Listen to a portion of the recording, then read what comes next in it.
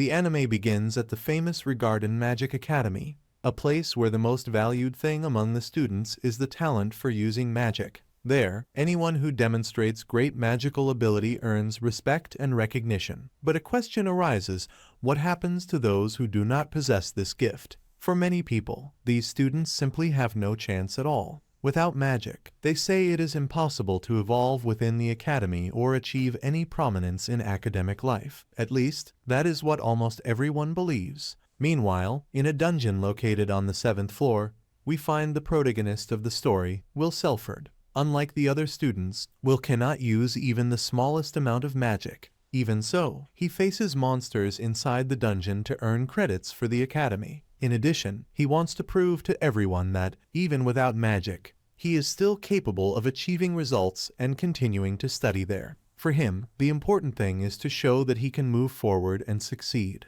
even without possessing the ability that everyone considers essential. Next, the scene shifts to a classroom. The teacher Edward Serens is teaching magic to the students. During the lesson, he calls Will several times to come down to the front of the room and perform a practical test. However, Will is distracted while writing in his notebook and takes time to realize that he is being called. When he finally understands that the teacher is speaking to him, he immediately becomes discouraged, because he imagines that he will be forced to demonstrate magic in front of everyone. Even so, Will walks down to where Edward is. The teacher then hands him a catalyst and asks him to use it to summon a flame. Nervous, Will points the wand at the ore and recites the spell that should produce fire. However, nothing happens. This occurs because he simply cannot use magic. Upon seeing the scene, some students begin to laugh and mock him. Edward tells everyone to remain silent. Even so, clearly frustrated, he comments that it is absurd for there to be a student in that institution who cannot use even the most basic spell. According to him, Will is just a typical bookworm, someone who only stands out in theory. At that moment, a red-haired girl intervenes. She casts a fire spell with ease, causing the ore to ignite quickly and demonstrating an impressive result. The teacher then calls the student Sion Ulster and asks her not to use magic without his permission. Sion apologizes and pretends that she only wanted to help her dear friend Will, saying that it seemed like he was having difficulties. Taking advantage of the moment, Edward turns the situation into a lesson for the class. He explains that the supremacy of magic is something absolute, representing authority and power. Just like the great magical heroes, within the academy, magical talent is the main criterion of value. Therefore, according to him, someone who possesses only theoretical knowledge but cannot use magic does not deserve to be in such an honored place. He even insinuates that people with impossible dreams, like Will, should leave the academy as soon as possible. After class, Will leaves the room. Sion and some classmates surround him in the hallway and begin to mock him. They comment with disdain that he needs to enter dungeons just to kill monsters and earn a few points, saying that this is a disgrace to the academy. Suddenly, Colette appears, a 6th-year student. She immediately intervenes and confronts Sion. He replies that a student as talented as her should not waste time defending someone as unsuccessful as Will. However, Colette counters by saying that Will is a very kind person, and that he strives more than any other student. In addition, she states that she will not allow them to continue despising her friend. Sion is surprised by her attitude, but soon responds that kindness and effort are not enough to turn someone into a great mage. When Will approaches, Sion also adds that becoming a Magia Vander is an impossible dream for him. After that, she and her friends leave, saying that they do not want to waste any more time with someone so mediocre. As soon as they walk away, Colette and the small Kiki stick out their tongues at the group, clearly irritated with the situation. Next, they walk with Will through the castle corridors. Colette comments that he should not let himself be shaken either by Sion's words or by the attitude of Professor Edward, who should not have humiliated a student in that way. Will, however, admits that part of what they said is true. After all, he really cannot use any kind of magic. In addition, he comments that he even feels embarrassed for making a beautiful girl like Colette worry so much about him. Upon hearing this, Colette blushes slightly, but tries to hide it, pretending to be irritated. As she comes from a noble family, She says that she needs to maintain her posture and composure. Shortly after, she notices that Will seems lost in thought and asks what is happening. He replies only that he was admiring the beauty of the academy. The two then look at the sky, where the most powerful mages known as Magia Vander live, responsible for protecting the world. Will explains that, a long time ago, people knew nothing about the sky and the world lived immersed in chaos because of invaders coming from it. After much suffering, 5 great mages faced these threats and managed to drive them away. They sealed the sky using powerful magic and brought peace to the world. Since then, all mages share the same dream, to one day become a Magia Vander. While she continues looking at the sky, Colette asks if the woman with the ice staff is Albis, known as the Ice Maiden. Will replies that yes, and we see that she is sitting near a window, observing everything from above. At that moment, Will remembers the past. In a flashback, he appears playing with his childhood friend, the Elfaria. At that time, the two dreamed of becoming Magia Vander, so they could reach the sky and watch the sunset from there. Will became excited about Faria's dream, and the two promised that, when they grew up, they would achieve that goal together. But as the years passed, things changed a lot. Faria revealed an incredible talent for magic and ended up becoming the youngest Magia Vander in history. She left alone toward the blue sky. Meanwhile, Will followed a completely different path. He does not possess any talent and cannot use even a single drop of magic. Even so, he cannot forget that promise made when they were children. No matter how impossible it seems, Will continues fighting to achieve that dream, hoping that one day he will be able to stand by her side again. Soon after, the scene changes once again. Professor Warner is scolding Will for having returned to the dungeon without permission. In addition, he went alone all the way to the 7th floor, which is extremely dangerous. Will apologizes, but we soon discover that he does this mainly to earn credits. Taking advantage of the moment, he asks how many points he will receive for the monster he defeated. Warner becomes irritated when he realizes that this is the only thing that seems to matter to him, but replies that he will give 2 credits for the achievement. While he celebrates, an Academy staff member asks if he is still determined to become a Magia Vander. The man explains that, before reaching the Tower of Paradise, it is necessary to enter the Higher Institute. To do so, the student needs to accumulate many credits in 3 different areas: theory, practice, and spellcasting. Will is very good in the first 2, but he cannot earn points in spellcasting, precisely because he cannot use magic. Because of this, he would end up with only 7,200 credits, which makes it almost impossible to advance using only points obtained in practical battles, especially for someone who cannot use magic at all. Even after hearing all that, Will does not show the slightest intention of giving up. Warner, irritated, continues complaining to him and says that someone like Will should not even dream of becoming a Magia Vander.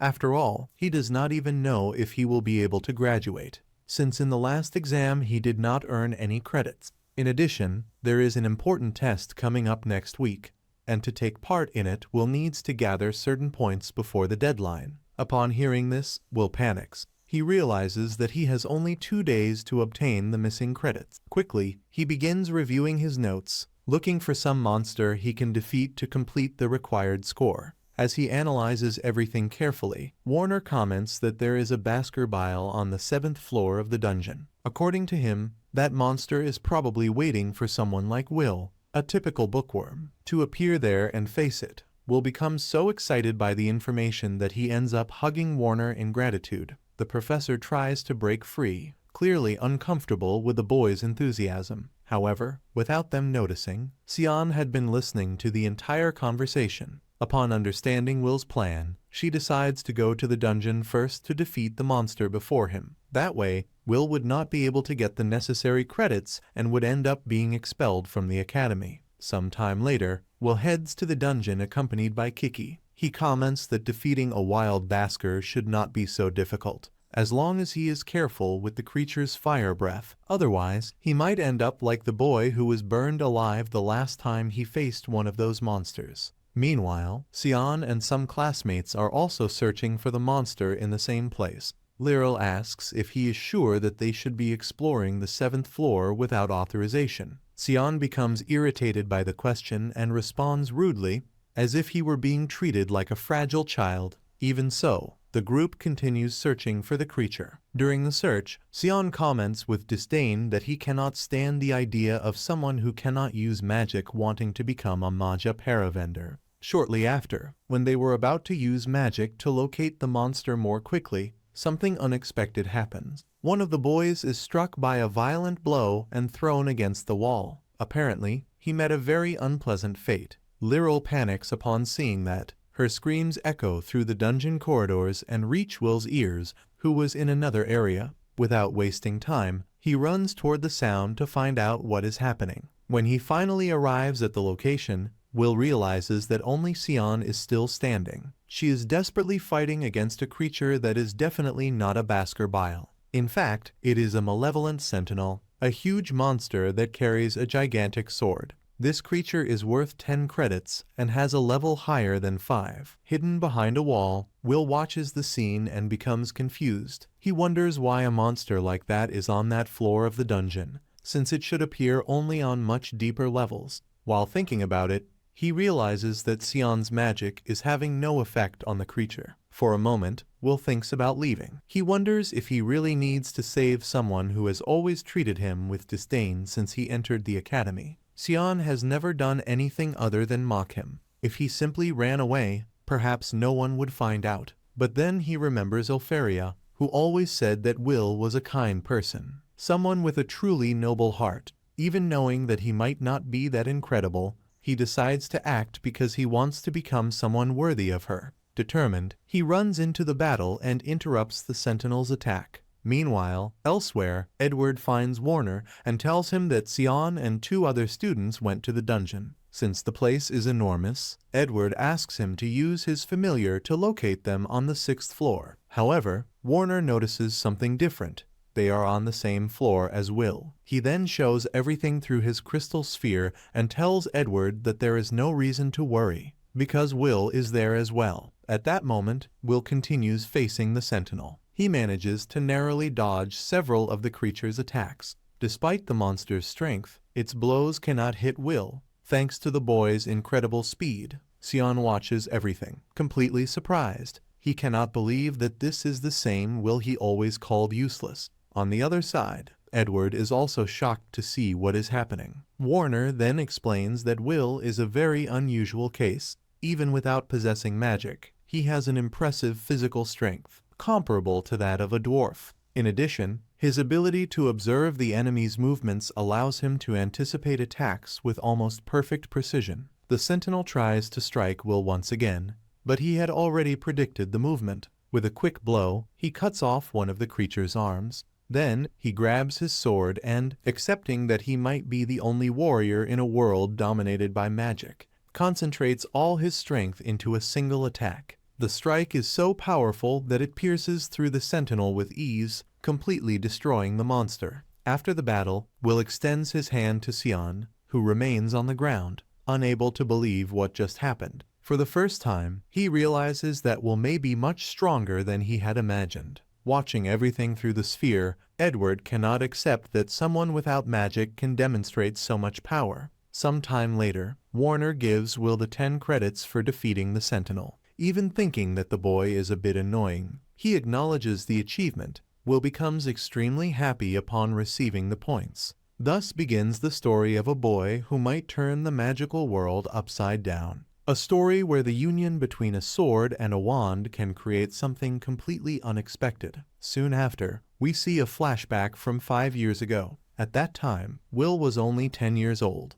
Many students mocked him, saying that he only served as bait so that Faria could enter the academy. Now that she had become a Magia Vander, they said that he was no longer necessary. Some time later, Warner took Will to the principal's office so they could evaluate whether he could continue studying at the academy. The woman hands a knife to the boy and summons several magical seals at the same time. Without hesitation, Will reacts quickly and blocks all the attacks. Warner is left completely speechless upon seeing that. The principal laughs and says that, even without magic, that boy is extremely interesting. To her, it is as if Will were trying to use a sword in place of a wand. With tears in his eyes, Will asks if, by studying at the academy, he could one day climb the tower and reach Faria. The principal replies that, if he continues to be fast, determined, and with a strong will, perhaps that may become possible. Full of hope, Will leaves the office believing even more in the dream of becoming a Magia Vander.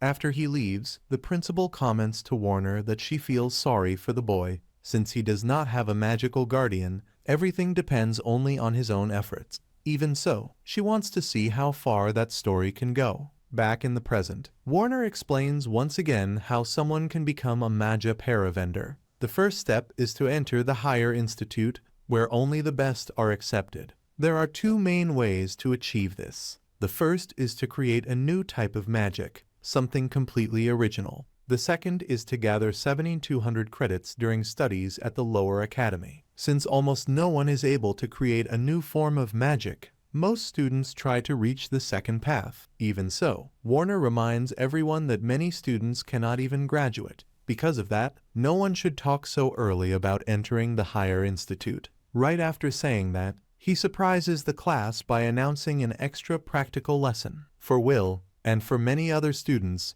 the real challenge is only just beginning. After the difficult class finally ends, Colette finds Will in the academy corridors. She comments that he no longer has many credits left to earn in the theoretical subjects. Will replies that this happens because he always fails in the spellcasting part, but that does not mean he will give up. On the contrary, he states that he will keep trying. In addition, he says that he has a lot of respect for Professor Warner, since not every teacher would take the time to offer extra classes to help students. Many would simply leave the students to deal with their difficulties on their own. Colette agrees with him and comments that Edward, for example, certainly would not do something like that. While they talk calmly, some students pass by nearby, excitedly commenting that Sion defeated a malevolent sentinel alone, which is worth 10 credits. In reality, Lyral is spreading this false story to improve Sion's reputation. He knows that it is not true, but remains silent.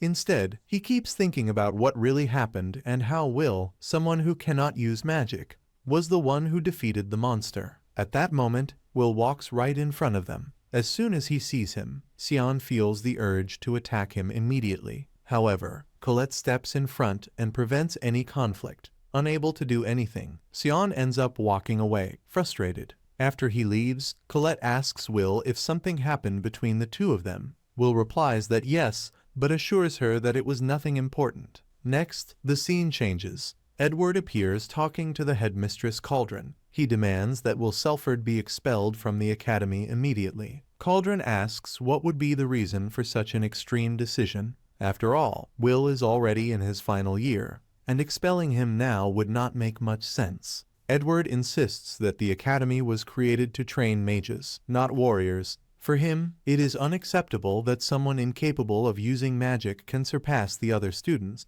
Clearly irritated, he shows a certain envy of the situation. Cauldron then opens a book with Will's records and shows his excellent grades in theoretical exams and in several academic reports. According to her, these results are quite impressive. She explains that, if they ignore the fact that he cannot use magic, Will could be considered an excellent student. Perhaps he cannot become a Magia Vander, but he could still follow other important paths, such as becoming a magical craftsman, a healer, or taking on other roles within the magical world. For Cauldron, the academy should form scholars prepared to face the future. Edward replies that all of that may sound good in theory, but Will does not want to become a simple academic. He wants to be a Magia Vander, and that is exactly what makes everything so problematic. Realizing that the discussion is dragging on too long, Cauldron suggests a solution. She proposes that Edward conduct a personal test with Will. That way, he could prove that the boy is incapable of achieving that goal and then decide on his expulsion. Edward immediately accepts, smiling with confidence. Unlike Warner, he does not intend to show any mercy. After leaving the room, he seems completely satisfied. Once he is gone, Cauldron comments to herself that she hopes that Test will help Will finally face the truth. According to her, no one understands the path to becoming a Magia Vander better than the mysterious dark mage of the Viper. In another scene, we see Will studying together with Colette. He is working very hard because he knows that if he loses even a single credit, he will not be able to enter the higher institute. At the moment, he is writing about the history of the dwarves, describing how they were brave warriors who faced extremely powerful magic without ever giving up. While explaining this to Colette, Will comments that a person's determination and willpower can overcome even magic. However, Colette seems a bit distracted, observing some strands of gray hair that he has on his head. She even jokes that he should get some rest. Suddenly, Edward appears and tells the two of them to stop making noise. Then, he orders Will to follow him immediately to the spellcasting practice room. When they arrive there, Edward makes it clear that this will be an extra lesson, motivated by Will's constant inability to use magic. Without explaining the reason very well, Edward casts a powerful spell right in front of him. Will becomes completely confused and asks what is happening. Then Edward reveals the rules of the test. If Will manages to land just one hit, he will receive 5 credits in spellcasting. However, if he fails, he will have to leave the academy immediately. According to Edward, someone without talent should not even dream of becoming a Magia Vander. Right after saying that, he casts the first spell and orders Will to prepare to fight. The battle begins suddenly, catching the boy completely off guard. Meanwhile, elsewhere, Warner meets Cauldron, who had called him to explain everything that is happening. She shows, through a magical sphere, the fight between Edward and Will.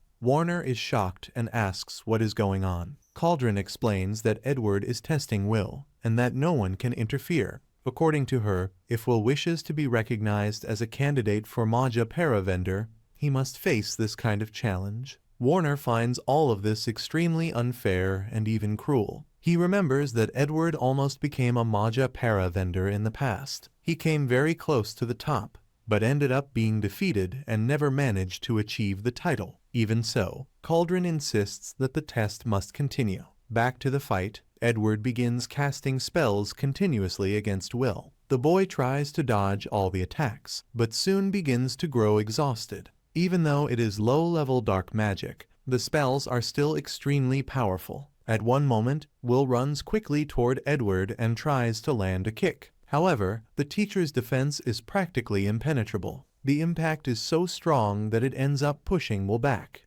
even causing his glasses to fall to the ground. He watches in amazement the way Edward casts spells without even needing to recite them, maintaining both perfect defense and attack. Even almost out of strength, Will tries to stand up again. Edward then comments that he will use only 2 spells against him: his black flames, capable of burning him completely, and his magical shield, which can block any attempt of physical attack. He activates Magical Doctrine number 27 and states that someone incapable of mastering 1,000 spells should at least try to master a single spell with perfection. Will begins to pay attention to his words and realizes that Edward is using overlapping spells, creating a true rain of attacks called Dax Darrens. Will tries to escape quickly, but Edward gives him no chance. The blows fall one after another, while he moves his wand as if he were conducting an orchestra of destruction. In the end, Will ends up falling to the ground, completely injured. He admits to himself that he cannot defeat a high-level mage like Edward. Even so, he thinks that perhaps things would be different if he at least had his sword with him. Meanwhile, Colette continues waiting in the corridors, near the lockers. She begins to find everything very strange. Edward had never shown any interest in helping Will, so why would he suddenly decide to give extra lessons? The more she thinks about it, the more she believes that something is wrong. At that moment, Kiki appears running and makes a gesture indicating Will's locker. Colette immediately understands that he may be in danger. When we return to the practice room, we see Will lying on the ground after receiving several attacks from Edward. The teacher approaches and coldly says that the Magia Vander are elite mages. If Will cannot defeat him, then he will never have any chance against one of them. While Edward presses Will's head against the ground with his foot, he recalls an old story about the Battle of the Dwarves. According to him, it only took a single powerful mage to eliminate 10,000 dwarves at once. For Edward, that was the definitive proof that a sword could never reach the same level of power as a magical wand. Because of that, he advises Will to completely abandon this absurd fantasy of becoming a Magia Vander. Even in that humiliating situation, Will manages to break free. He firmly declares that he will never give up on his dream, holding tightly the glasses he received from Feria. He states that all he wants is to fulfill the promise he made to Elfaria. The only reason he continues fighting is to be able to stand by the side of the person he loves. Edward becomes outraged upon hearing that and asks, with disdain, if something as simple as love is really what motivates Will to try to reach the top of the magical world. Will replies that yes, even if the path is difficult and everyone considers it ridiculous, he will continue moving forward until he can reach the one he loves and watch the sunset by her side. At that moment, Colette arrives running, desperate. Without thinking twice, she throws Will's sword in his direction. He catches it in the air and stands up with determination, preparing to face Edward once again. For Edward, using a sword in a fight between wand users is something completely absurd. Even so, he responds by releasing another dark magic spell. What he did not expect was that Will would manage to cut through that magic using the Sword of Moria. Irritated, Edward releases an even greater explosion of power. Will feels the true terror of the 1,000 black flames surrounding him. The energy released is so intense that he clearly realizes the enormous gap that exists between him and a true Magia Vander. For a moment, he feels the urge to run away. However, he knows that he cannot retreat. Determined, Will breaks through the barrier of flames and advances once again toward Edward. Colette shouts, asking the teacher to stop, but Edward continues attacking with everything he has. Even so, Will keeps moving forward step by step. As he runs toward the enemy, he remembers once again the old story of the dwarves. He states that that battle was not as Edward described. Among the dwarves there was a warrior named Garrett, who continued fighting even after all the others had fallen. Despite being alone, he managed to land a blow against the enemy mage. Garrett's feat was so impressive that even the mages themselves recognized his courage. Inspired by that story, Will decides to prove that a sword can also cut through magic. In the next instant, he leaps with all his strength. The sword pierces through Edward's magical barrier and destroys his defensive shield. Will manages to reach the teacher and touch his hand, leaving only a small scratch. Edward immediately steps back, furious. Even so, he admits that Will fulfilled the condition. He managed to land a hit, and therefore earned 5 credits in spellcasting. Shortly after, Will collapses to the ground completely exhausted, and Colette runs to help him. Watching everything through magic, Cauldron is impressed by the result. She comments that Will manage to advance without caring about anything other than his own physical strength, using pure determination to break through Edward's defense. Meanwhile, in the surroundings of the academy, a strange blonde girl with an almost psychotic behavior appears preparing something mysterious related to Will. The scene then shifts to a flashback. In it, we see Feria handing the glasses to Will. She says that he is the kindest and bravest person she knows. After that, she says goodbye to him. Even sad, Will promises that one day he will also reach the tower, no matter how many difficulties appear along the way. For him, what matters is that one day the two of them can watch the sunset together. Feria smiles upon hearing that and promises that she will wait as long as necessary for that reunion to happen. In that difficult moment, Warner was there to comfort the boy. Will then promises that he will never again allow sadness to make him feel weak or useless. Returning to the present, we see Will walking through the streets of the district called Slungland. Since he does not possess magical talent, he decided to dedicate himself as much as possible to his studies and work. Among his tasks is delivering all the correspondence in the region. During one of these deliveries, he briefly talks with an elderly man and soon continues on his way.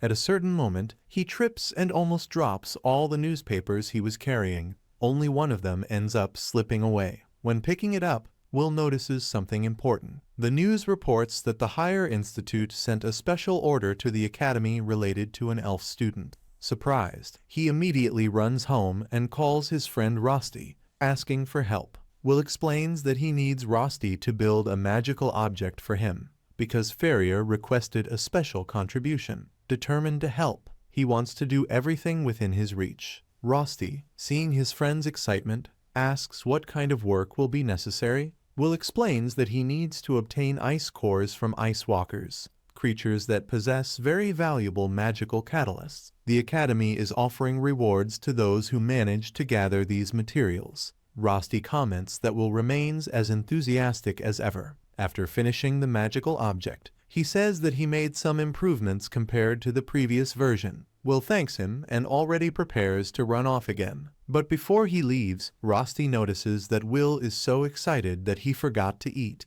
So he places a piece of bread directly into his mouth to make sure he has enough energy. In another scene, we learn more about the history of magic. One of the great pioneers of the magical world, Queen Mercedes, taught that all magical knowledge originates from dungeons. According to her, true mages must use their wisdom to explore these places, discover the unknown, and acquire new knowledge, because everything in the world is connected. Soon after, we see Will and other students exploring the 4th floor of the dungeon while carrying out the mission to help Faria. In another area of the place, Sion is surrounded by students who praise him. They watch in amazement as he defeats several ice walkers using magic. Despite receiving all that admiration, Sion cannot feel satisfied. He keeps remembering Will's surprising strength and how he was saved by him during the fight against the malevolent sentinel. Meanwhile, Will decides to advance even deeper into the dungeon. He knows that if he takes too long,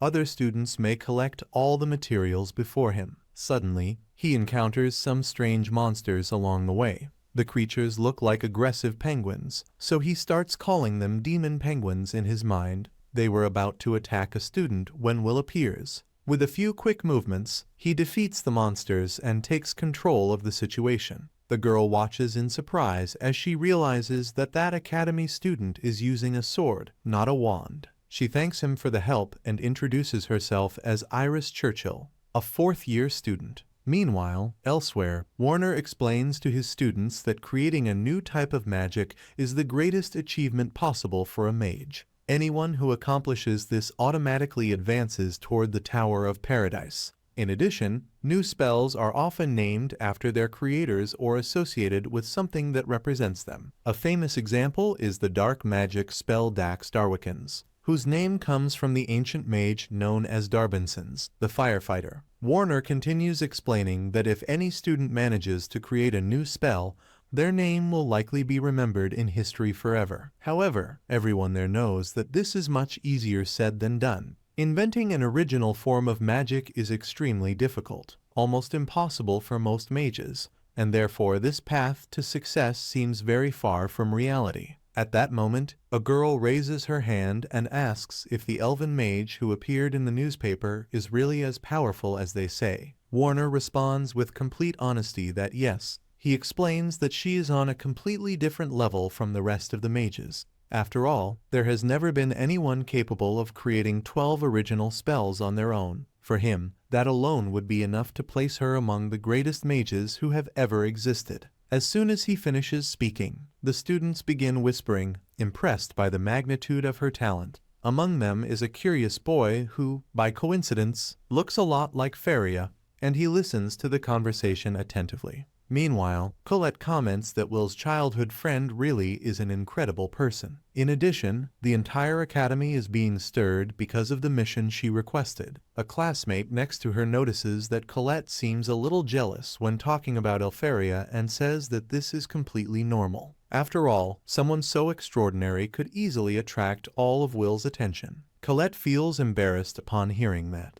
For a moment, she wonders if Will ended up going alone to the dungeon just because of Faria. But before she can continue thinking about it, Warner notices the side conversation and tells everyone to be quiet and pay attention to the lesson. Returning to the dungeon, Iris asks Will if he is the famous older student everyone talks about, the one who cannot use magic and whom many consider completely incompetent. Her honesty catches Will off guard, leaving him quite embarrassed. Soon after, he discovers that Iris is only 14 years old and is already in the 4th year, something impressive. Even so, Will asks if she does not despise him because of everything people say about him at the academy. Iris replies that she has no reason at all to do that. On the contrary, she states that she could never despise someone who saved her life. In addition, Iris explains that she respects people who have different talents, even if they are not related to magic. Upon hearing these words, Will becomes a little nervous and tries to change the subject. He asks if she is also in the dungeon because of some task.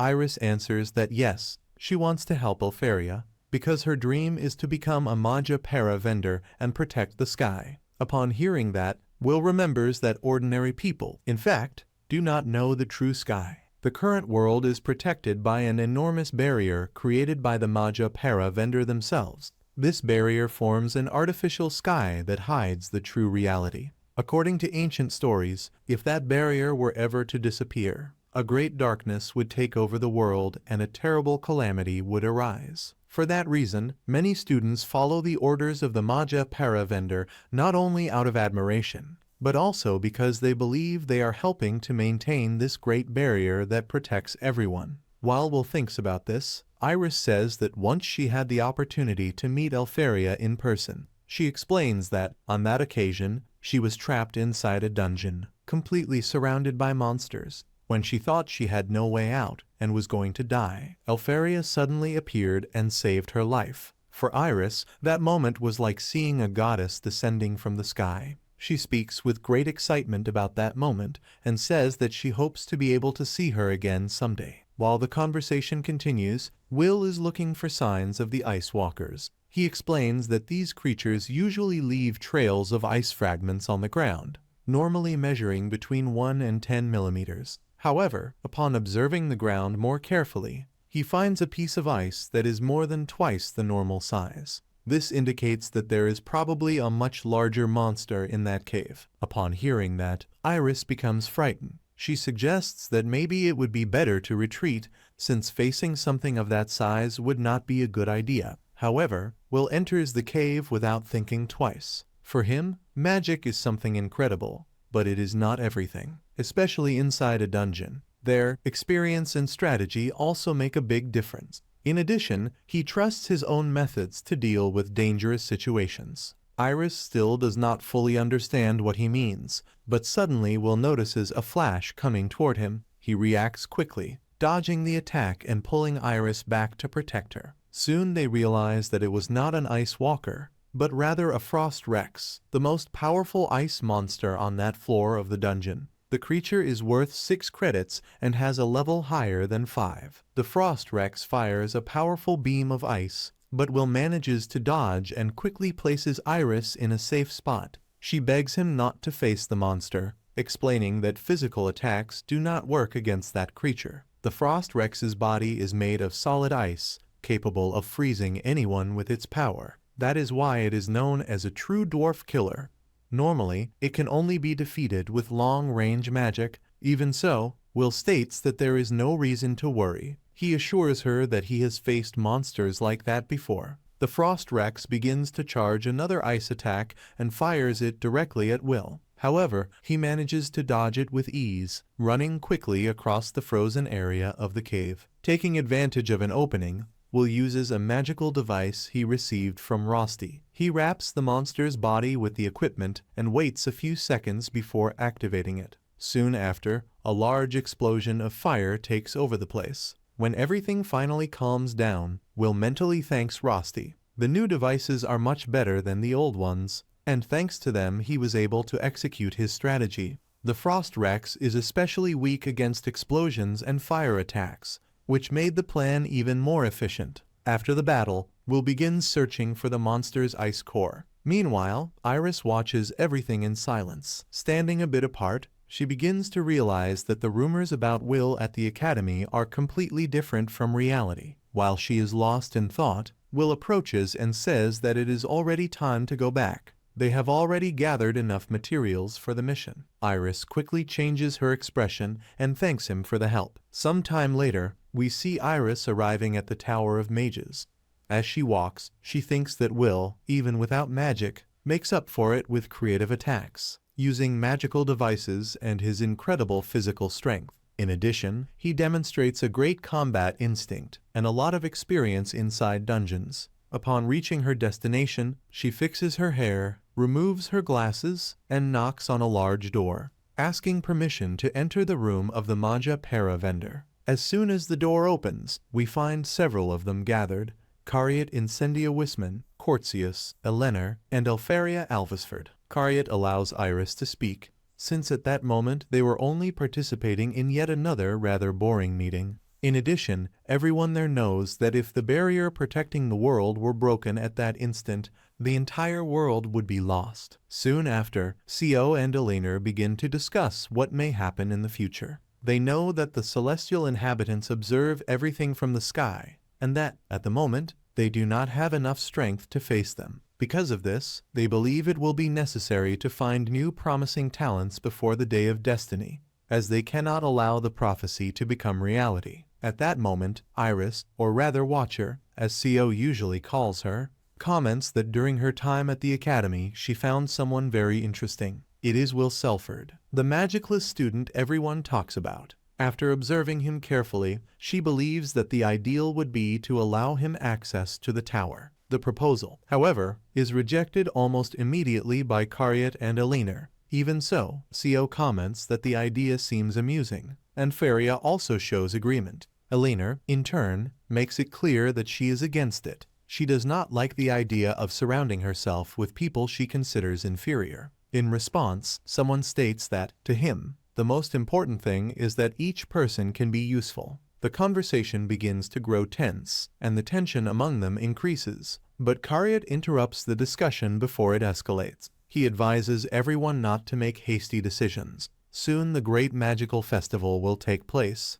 and after seeing the participants' results, they will be able to decide more calmly. After all, only the most capable will be able to reach the top. After that, everyone begins to leave the place quickly, with the exception of Faria. Taking advantage of the moment, Iris approaches and comments to her that the young man she mentioned is truly someone very interesting. Faria responds with a slight smile. Then, upon summoning a magical core, she says that Will is waiting for her with great anticipation. Some time later, the academy students prepare to begin the final test. The exam consists of facing several steel golems, creatures controlled by magic. The objective is simple: defeat them and demonstrate combat ability. As soon as the test begins, one of the first to destroy his opponent is Sion, using his powerful green fire magic. Shortly after, Serfort and Colette take action. Colette uses her earth magic to guide her attacks with precision. As a result, Sion finishes the test with 9,889 credits,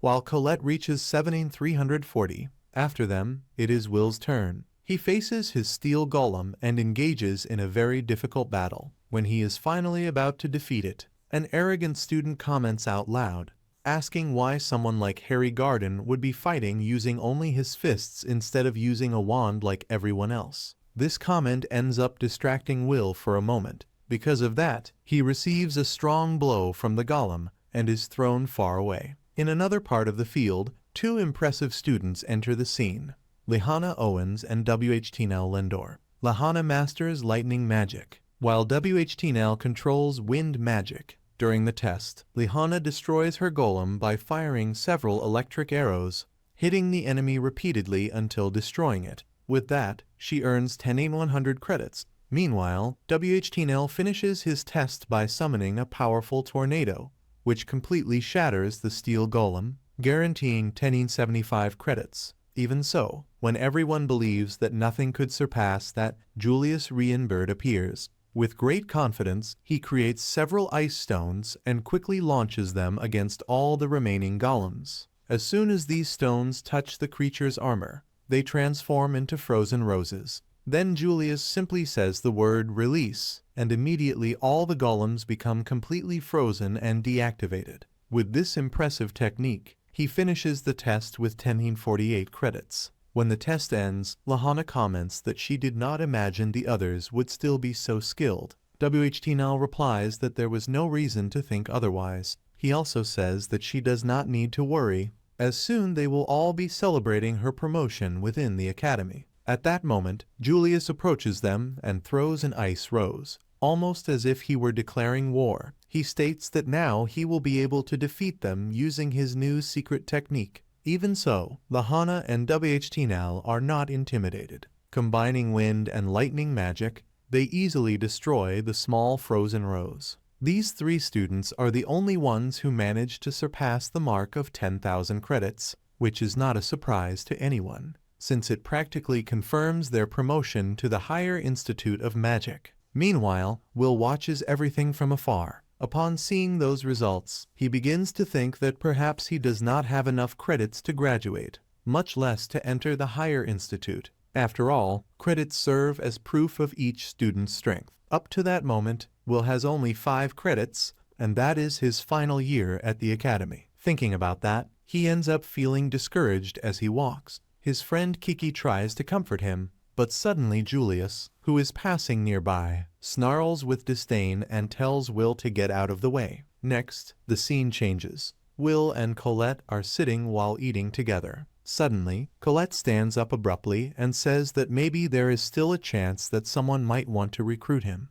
But she also states that he needs to be realistic. Reaching the higher institute with only theory and physical effort will not be enough. Even so, she remembers that there has already been a case in which a student with less than 7,200 credits ended up being recruited. Despite that, Will remains worried. After all, that year the Great Magic Festival will take place, and all the students want to stand out by showing their best spells. This festival takes place at Regarden Academy every 2 years. During the event, several competitions are held. It is at this moment that the high mages of the tower observe the participants to evaluate their abilities and choose possible candidates. Colette then explains that, in the end, everything comes down to duels between the tower factions, where it is decided who will be chosen and who will be left out. These factions are Torsius Phase, the Lord of Lightning; Liffen, the Sacred Elf; Albis; Vina, the Ice Maiden; Barum, the Emperor of Flames; and finally Mysteria's Noah, the Sovereign of Light. Each of these factions is led by a powerful magic wielder. If a student is chosen by one of them, they will have direct access to the tower. Even so, Will remembers that it is not simple to ignore the normal graduation process and be recruited directly. For that to happen, the student would need to demonstrate extraordinary magic, capable of impressing even a great mage. Colette, however, comments that there are rumors about another possibility. They say that during the Great Festival, observers also appear, people responsible for searching for special talents for the tower. While the two are talking, Iris passes very close to them. She hears part of the conversation and watches them with a curious smile. Will then states that he does not intend to draw attention at the festival. He prefers to work behind the scenes, helping with the organization of the event. Colette insists that he should participate, saying that if people saw him fighting, they might change their opinion about him. Will thanks her for the concern, but believes that, in his case, the festival would be like participating in a regular sports event. For him, it would not make much difference. He remembers that he already had a bad experience during his second year, when he ended up failing in front of everyone. At that time, several students at the school began to mock him and treat him poorly. After recalling all that, the two remain there, reflecting on what may happen in the future. As they walk, Will and Colette observe other students training. Some practice creating magical creatures, while others try to summon spiritual guardians. Seeing all that movement leaves Colette quite excited, as this festival seems very different from the previous ones. This time, it will not be only the tower observers who will be present. Recruiters from various capitals will also attend the presentations. This means that even if some students are not chosen for the tower, they might still find other opportunities in different places. Because of that, Colette believes that no one should miss the chance to show their abilities. The problem is that, for Will, the situation is complicated. He does not possess magic, so he has no way to demonstrate anything in that type of competition. Even so, Colette ignores the detail for a moment and approaches some old lockers nearby. They are protected by a very well-hidden magical barrier, equipped with an inhibitor and a sound-dampening system. Someone with magic could break it by force, but Colette prefers to use Kiki. The small creature uses the magical stone on its head to locate the hidden barrier and carefully undo it.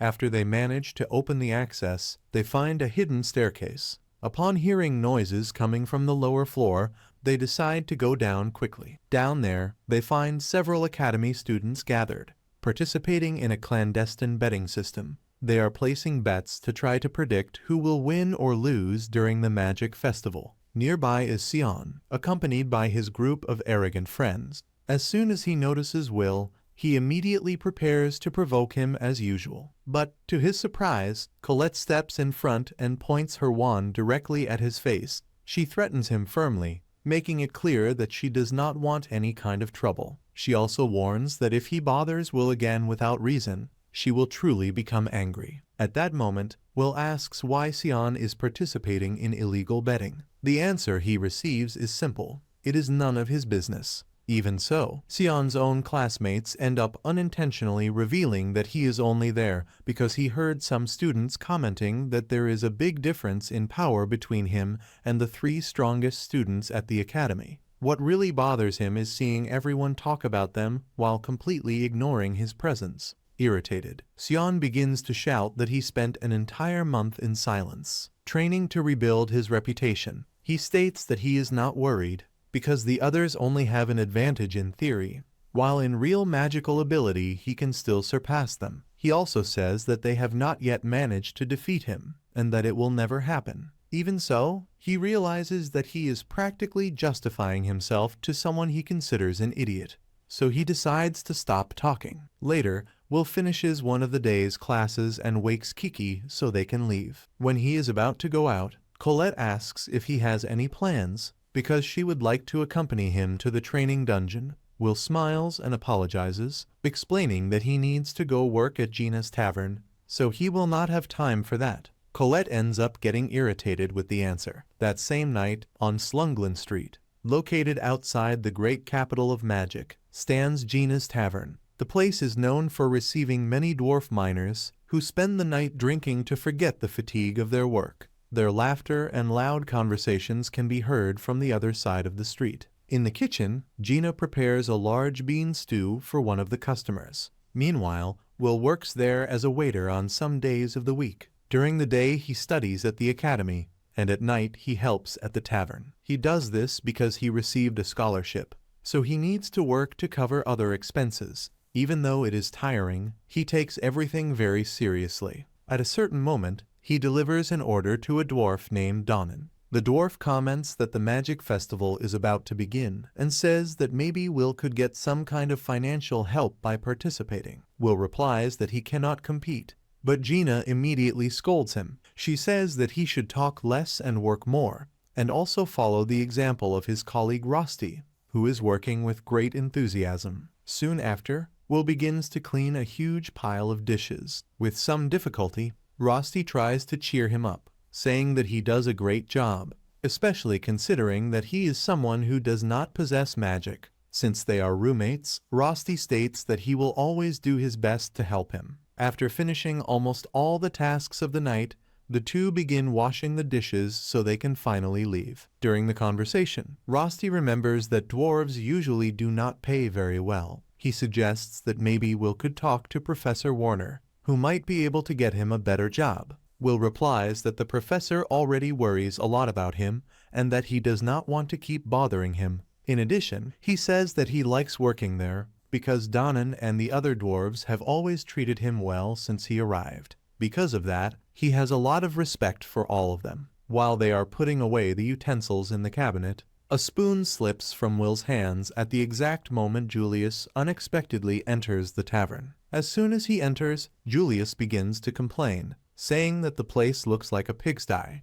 When he notices Will, he starts mocking him, calling him an idiot and saying that he fits perfectly in that place full of barbarians smoking cigars. Upon hearing that, Donan stands up angrily, but a friend holds him back to avoid trouble. Even so, Julius continues provoking them. He states that dwarves are merely members of an inferior race and that they should be grateful for being able to live in that country thanks to the compassion of others. While he speaks, Will remains silent, continuing to organize the utensils. At the same time, he remembers everything that happened when the celestial inhabitants destroyed the dwarves' kingdom, forcing many of them to flee to other places. Since then, both elves and dwarves have suffered prejudice in many places, and there is a very clear rule: if one of them attacks a mage, their entire race will be punished for it. At that moment, Julius shouts at Will and demands that he bring food and drink immediately. Donan's blood begins to boil with anger because of the mage's arrogant attitude. Even so, Rosti reluctantly brings a beet soup to the table. Julius and his friends begin to laugh at the appearance of the food. They mock the dish, the tavern, and also the dwarves. Then Julius shouts that everyone there is nothing more than little demons who should leave that country. At that instant, Will's patience reaches its limit. He takes off his apron and walks straight to the table. Rosti tries to stop him, but he has already reached Julius. Firmly, Will demands that he take back what he said about the beans. He explains that that dish represents the knowledge and effort of the dwarves, who cultivate their food with great hard work, even under the most difficult conditions. He states that it is not something that anyone should ridicule simply for amusement. The entire tavern falls silent. Gino watches the scene carefully. Julius responds with disdain. He says that just because the dwarves work hard, it does not mean they do not smell bad. To him, it is still something repulsive. Then he grabs the bowl of beans and kicks it toward Will, spreading food all over the floor and creating a huge mess. Julius's helpers also move forward to attack. They believe they will be able to hit Will easily, but only fools would think that, with speed, Will grabs both of them by the neck and throws them to the ground, leaving them unconscious. After that, he faces Julius and says that the hatred that exists between them no longer makes much sense. But the contempt that Julius shows toward the dwarves is even worse. For Will, anyone who acts that way ends up being worse than any beast. Julius, however, just laughs at the situation. For him, all of this is just a way to humiliate Will in front of everyone. Without wasting time, he uses his magic to freeze the entire tavern and begins attacking from multiple angles at the same time. Will manages to dodge many blows, evading with agility, but Julius concentrates even more power and manages to immobilize him with ice. Then he slowly approaches and points his wand, making an ice rose appear on Will's chest while smiling arrogantly.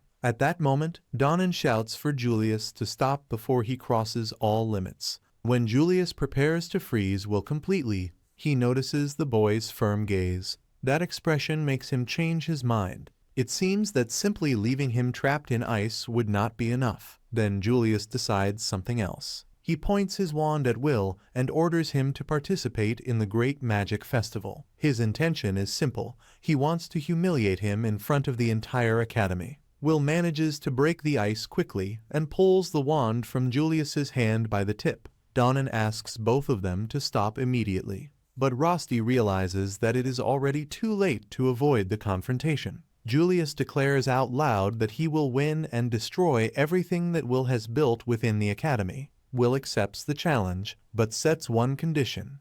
If he wins, Julius will have to apologize to Donan and the other dwarves. Sometime later, the day of the Great Magic Festival finally arrives. As the students gather, Calderon addresses everyone and gives a brief speech. He encourages the students to do their best, to use all their potential, and to never use their abilities for evil. After those words, he officially declares the festival open, and the entire academy begins to move. Among the observers is Rode Holland, a scout from the Fire faction. He orders that each group of participants be analyzed carefully, because in that place there may be true rough diamonds waiting to be discovered. Soon after, the sky race begins, an aerial race. Lahana quickly takes the lead, surpassing almost all the other competitors. The friends Snow and Flate comment that this was expected, since Lahana has always been one of the best. Beside them, a red-haired student comments that she finds it strange that the so-called Princess of the Earth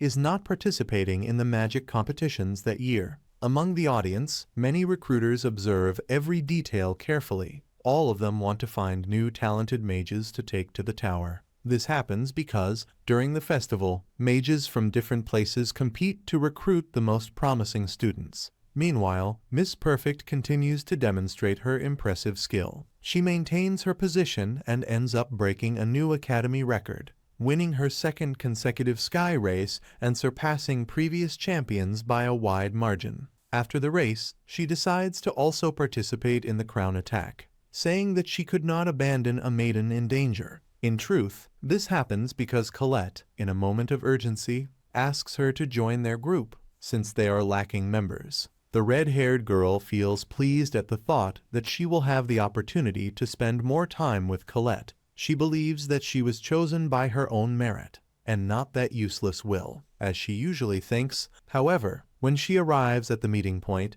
she is surprised to see Will already there. A few hours later, the afternoon events of the festival begin. Mike Mayu is responsible for commenting on the event. He complains out loud that he has to share the job with Professor Edward, one of the least popular people in the academy. Mike says that he will have a major headache working with someone like him. Edward responds by releasing a dark aura, saying that Mike does not need to worry because all that awaits him is just a small coffin for the next class. After this exchange of provocations, Mike announces the entrance of the members of the Elven faction, who activate a powerful magic to prepare the testing field. Thanks to the elves' spell, the terrain transforms completely. Several different areas appear: a volcanic zone, a swamp, a desert, an open plain, and also a region full of trees. That entire environment becomes the battlefield for the next competition. Unlike the other tests, the crown attack is contested by teams of 3 people. The groups start at the edges of the field and need to advance toward the central stadium, where the crown is located. But the path will not be simple. In addition to the natural obstacles, the professors have also placed several traps throughout the terrain to make the challenge even more difficult. Furthermore, participants can directly interfere with other groups, hindering their opponents. Because of that, this test is considered the most chaotic of the entire festival, practically a free-for-all battle among the students. Edward explains that the objective of the event is to encourage teamwork and test the students' ability to deal with unexpected situations. According to him, the best way to approach it is to imagine that they are exploring a dungeon full of dangers. Mike interrupts by saying that the most interesting part will be observing the spells of the strongest students in the academy, even though it is something that should remain secret. He also comments that in the clandestine bets 2 groups are among the favorites: the DOS group, led by WHT-Nal Lindor, and the new group, led by Julius Rienberg. Mike admits that he bet everything on WHT-Nal, while Edward tries to make him stay silent to continue presenting the event. Soon after, all the teams are introduced. Among them is Group 6, considered the least popular. Many find it strange to see Sion, who is one of the candidates for victory, forming a team with someone like Will. Some spectators begin to laugh and mock, saying that someone without magic should not participate in such an event. Meanwhile, the teams positioned in the desert zone prepare to begin the test. Professor Warner is responsible for guiding and supervising the students in that area. He is surprised when he realizes that Will is among the participants. Warner complains, saying that the boy should not be there, and reminds him that he has already warned him several times about it. Even so, Will faces him with great determination. He replies that he knows many people mock him, but even so he needs to win that competition, no matter the cost. Warner tries to stop Will from continuing, but it is clear that he does not intend to give up. Colette apologizes to the professor, explaining that Will is extremely determined and rarely backs down once he makes a decision. Soon, the long-awaited event finally begins.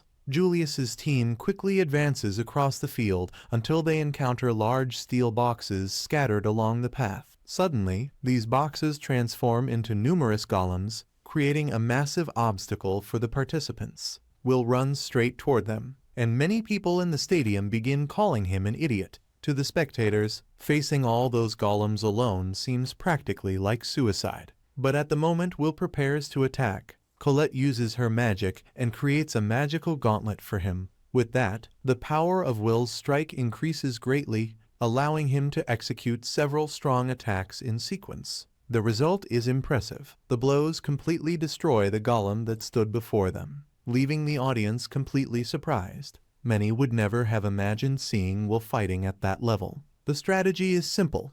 Although he does not possess his own magic, he can use magical equipment, like the gauntlet created by Colette. In that way, he continues to follow the rules of the competition. Meanwhile, Sion becomes lost in thought. He remembers the battle in which Will saved him from the Devil Sentinel, something that still deeply bothers him. For Sion, it was humiliating to be saved by someone he considers inferior. After that episode, he tried to become stronger to erase that shame, but now Will manages to take the lead in the race. The objective of the test is to reach the crown located at the center of the field first, and Will's group is ahead as they enter the desert zone. Suddenly, other iron boxes appear, different from the previous ones. They rise quickly into the air and begin launching magical projectiles at the students on the ground. Will reacts immediately. He strikes the ground with force and, using the impact of the blow, creates a large barrier of sand and earth that blocks the projectiles. After that, he runs toward the flying boxes. Colette conjures several steel swords, and Will takes advantage of that to throw them with precision, destroying all the boxes in the air. In the event commentary, Mike shows surprise at how the group is dominating that area of the field with such ease. Some spectators, however, claim that all of this is only possible thanks to Colette's powerful magic. In part that is true, but other observers are impressed when they realize how Will can detect traps and deactivate them quickly. While commenting on this, Edward explains that it is natural for someone who spends so much time exploring dungeons. According to him, Will's efficiency comes from the experience he gained in those places, as well as his fast reflexes and the knowledge he has accumulated. Among the crowd, Iris cheers excitedly and begins shouting, rooting for Will with great enthusiasm. Meanwhile, Julius continues eliminating several opposing teams without mercy, being as ruthless as he has always been in previous festivals. Even so, Group 6 continues to lead the competition. Julius notices that something strange is happening when he begins to hear a great commotion coming from the stadium. Curious, he asks his companions what is happening on the field. They use a search magic to check the situation. As they analyze the field, they realize that Group 6, where Will is leading the race with a large advantage. One of his teammates comments that if they continue underestimating the others, they might end up losing. Julius simply laughs at the idea. He freezes everything around him while stating that it will never happen, because he will not allow anyone to defeat him. Meanwhile, Group 6 finally reaches the last zone, an enchanted forest. As soon as they enter the place, several magical circles appear around them. Will immediately realizes that it is a circular trap. Without hesitating, he begins to deactivate the magical circles, causing them to collide with each other and destroy themselves. He resolves the situation in just a few seconds. Mike then asks Edward what he thinks about that, since it was Edward himself who created those traps. Edward simply ignores the question and makes a sarcastic remark. Meanwhile, Will continues running toward the objective. However, he knows that inside the forest is where the real battle against the other teams will take place. If they want to finish quickly, they will need to go around the edge of the forest, prepare an ambush, and find a position to face Julius's team. But at the moment they try to hide, Julius suddenly appears and launches an attack with his ice magic, nearly hitting Will. Colette is surprised to realize that they arrived there much earlier than expected. Will also finds it strange, since it seemed impossible that Julius had surpassed the speed strategy created by Colette. While analyzing the situation, Will begins to think about all the possible forms of attack from the enemy. Julius takes advantage of the opportunity and launches a long-range ice attack, destroying several parts of the terrain. Will realizes that they will not be able to run forever and decides that they will have to face him. But at that moment Sion intervenes, releasing a huge amount of fire magic and conjuring a powerful spell. Colette shouts for Will to get out of the way. Sion fires his attack with full force. Luckily, Will manages to quickly raise a barrier of earth, blocking the blow. Even so, he is confused when he realizes that Sion attacked him. Colette asks why he is attacking Will instead of facing Julius. Sion replies that he has already done enough to ensure that his team advances and that now he wants to settle something personal. For him, the moment has come to face Will in a direct duel. Will tries to say that this is not the time for that, but Sion does not listen. He begins launching several attacks, stating that he has waited a long time for that confrontation. At that instant, Julius also acts, creating a massive wall of ice that apparently ends up freezing Colette.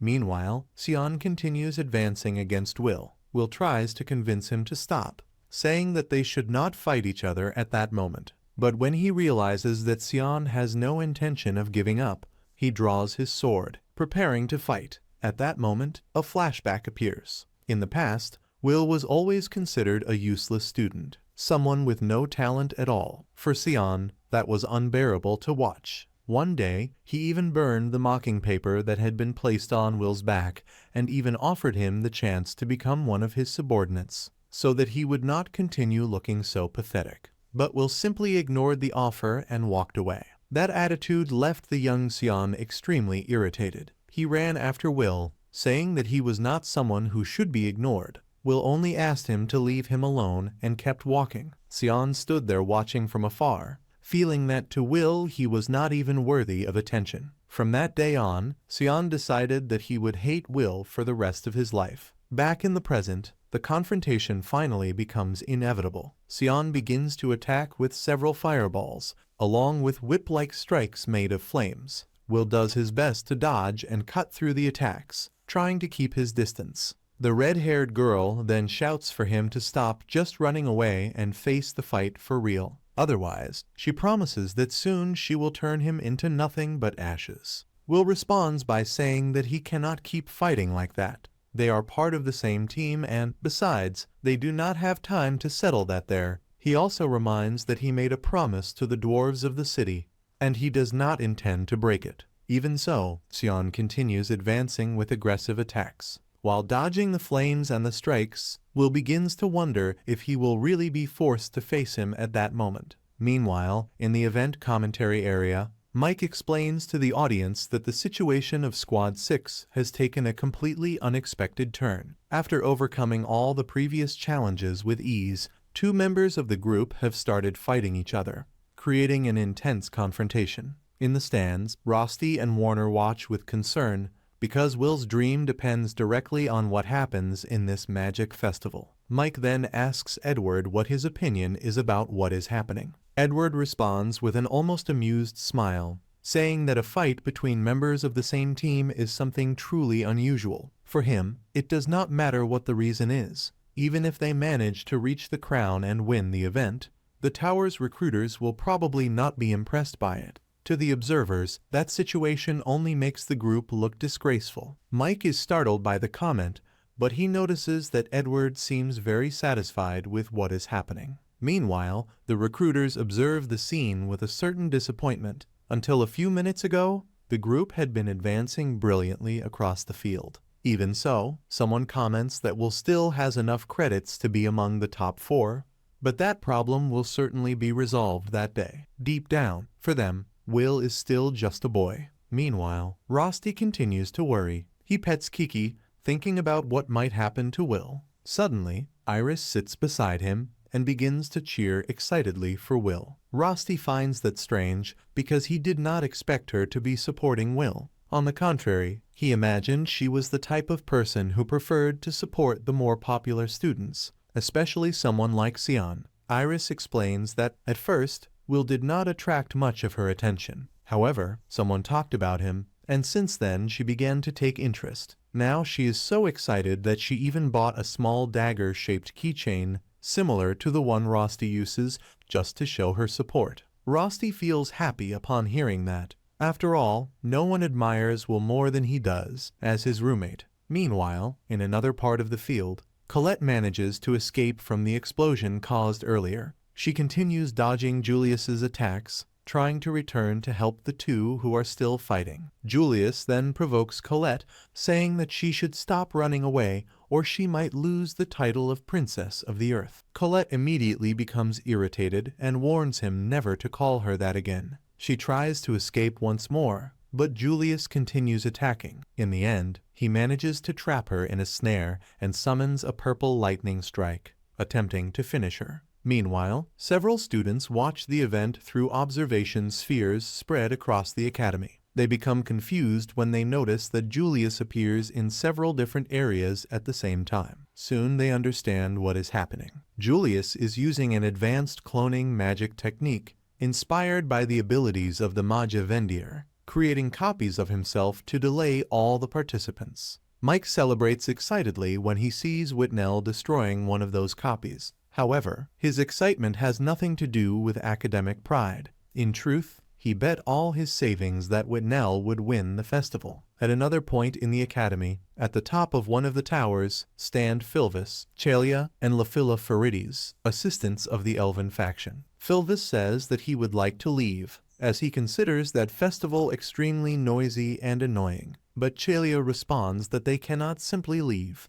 After all, the event also exists to inform the inhabitants of paradise, and everything must be reported to Lady Eleanor. Meanwhile, on the battlefield, Will continues dodging Sion's attacks. He begins to wonder why Sion seems so obsessed with him. Since childhood, Sion has always intimidated him and interrupted everything he tried to do. Will never understands the reason for that. He knows that many consider him a failure, but all he wants is for Sion to simply stop chasing him so that he can follow his path in peace. His objective is clear: to reach the tower and reunite with Elfaria. Sion continues attacking without stopping. Suddenly, he recites a powerful spell and summons a great gardener's falcon, a guardian formed from flames. Will is surprised when he realizes how much Sion has evolved in such a short time. Soon, the falcon dives toward him. Will leaps into the air and tries to cut its wings with his sword, planning to bring it down and then attack directly.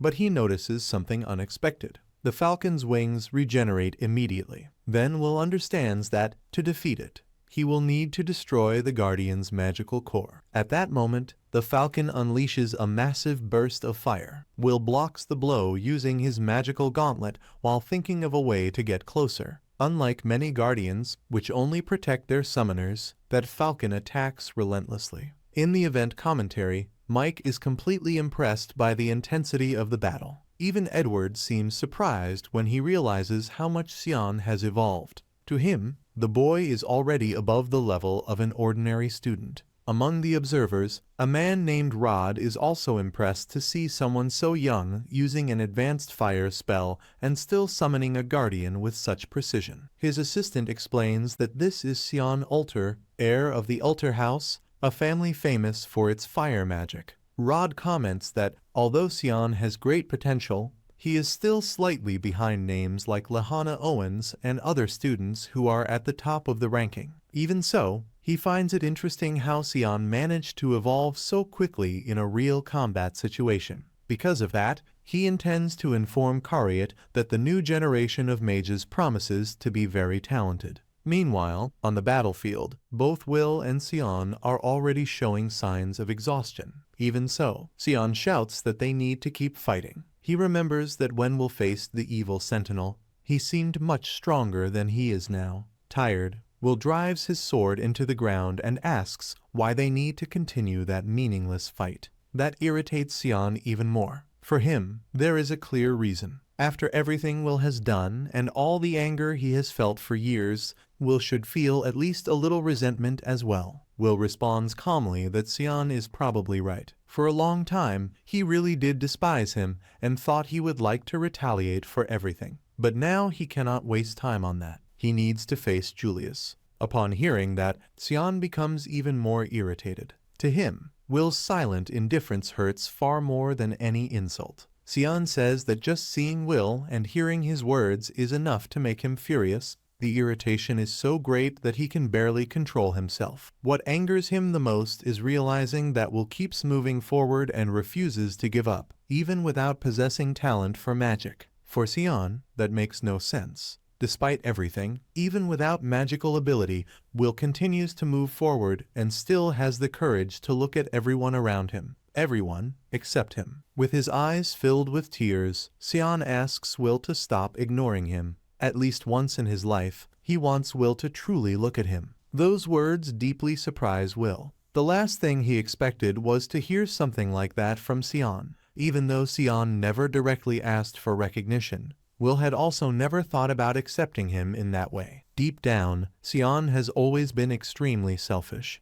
Even so, now he seemed to be asking for exactly what he had always wanted. Noticing this, Will grips his sword firmly. If he truly wants to be acknowledged by Sion, then he needs to face him with all of his strength. Sion feels satisfied when he realizes that he has finally received Will's attention. As he begins to recite the next spell, Will prepares himself carefully, waiting for the right moment to anticipate the movement and counterattack. Any mistake now could cost a very high price. Sion launches an extremely dangerous double attack. On one side he performs a powerful summoning, while on the other his guardian moves in to attack at the same time. Even so, Will has already understood the pattern of the battle. He manages to dodge every blow and advances quickly. In just a few movements, he cuts the magical core of the guardian and moves straight toward the red-haired boy. The two are about to decide the final battle. But at that exact instant, a massive rock appears between them. The stone was summoned by Colette. She appears in front of both of them,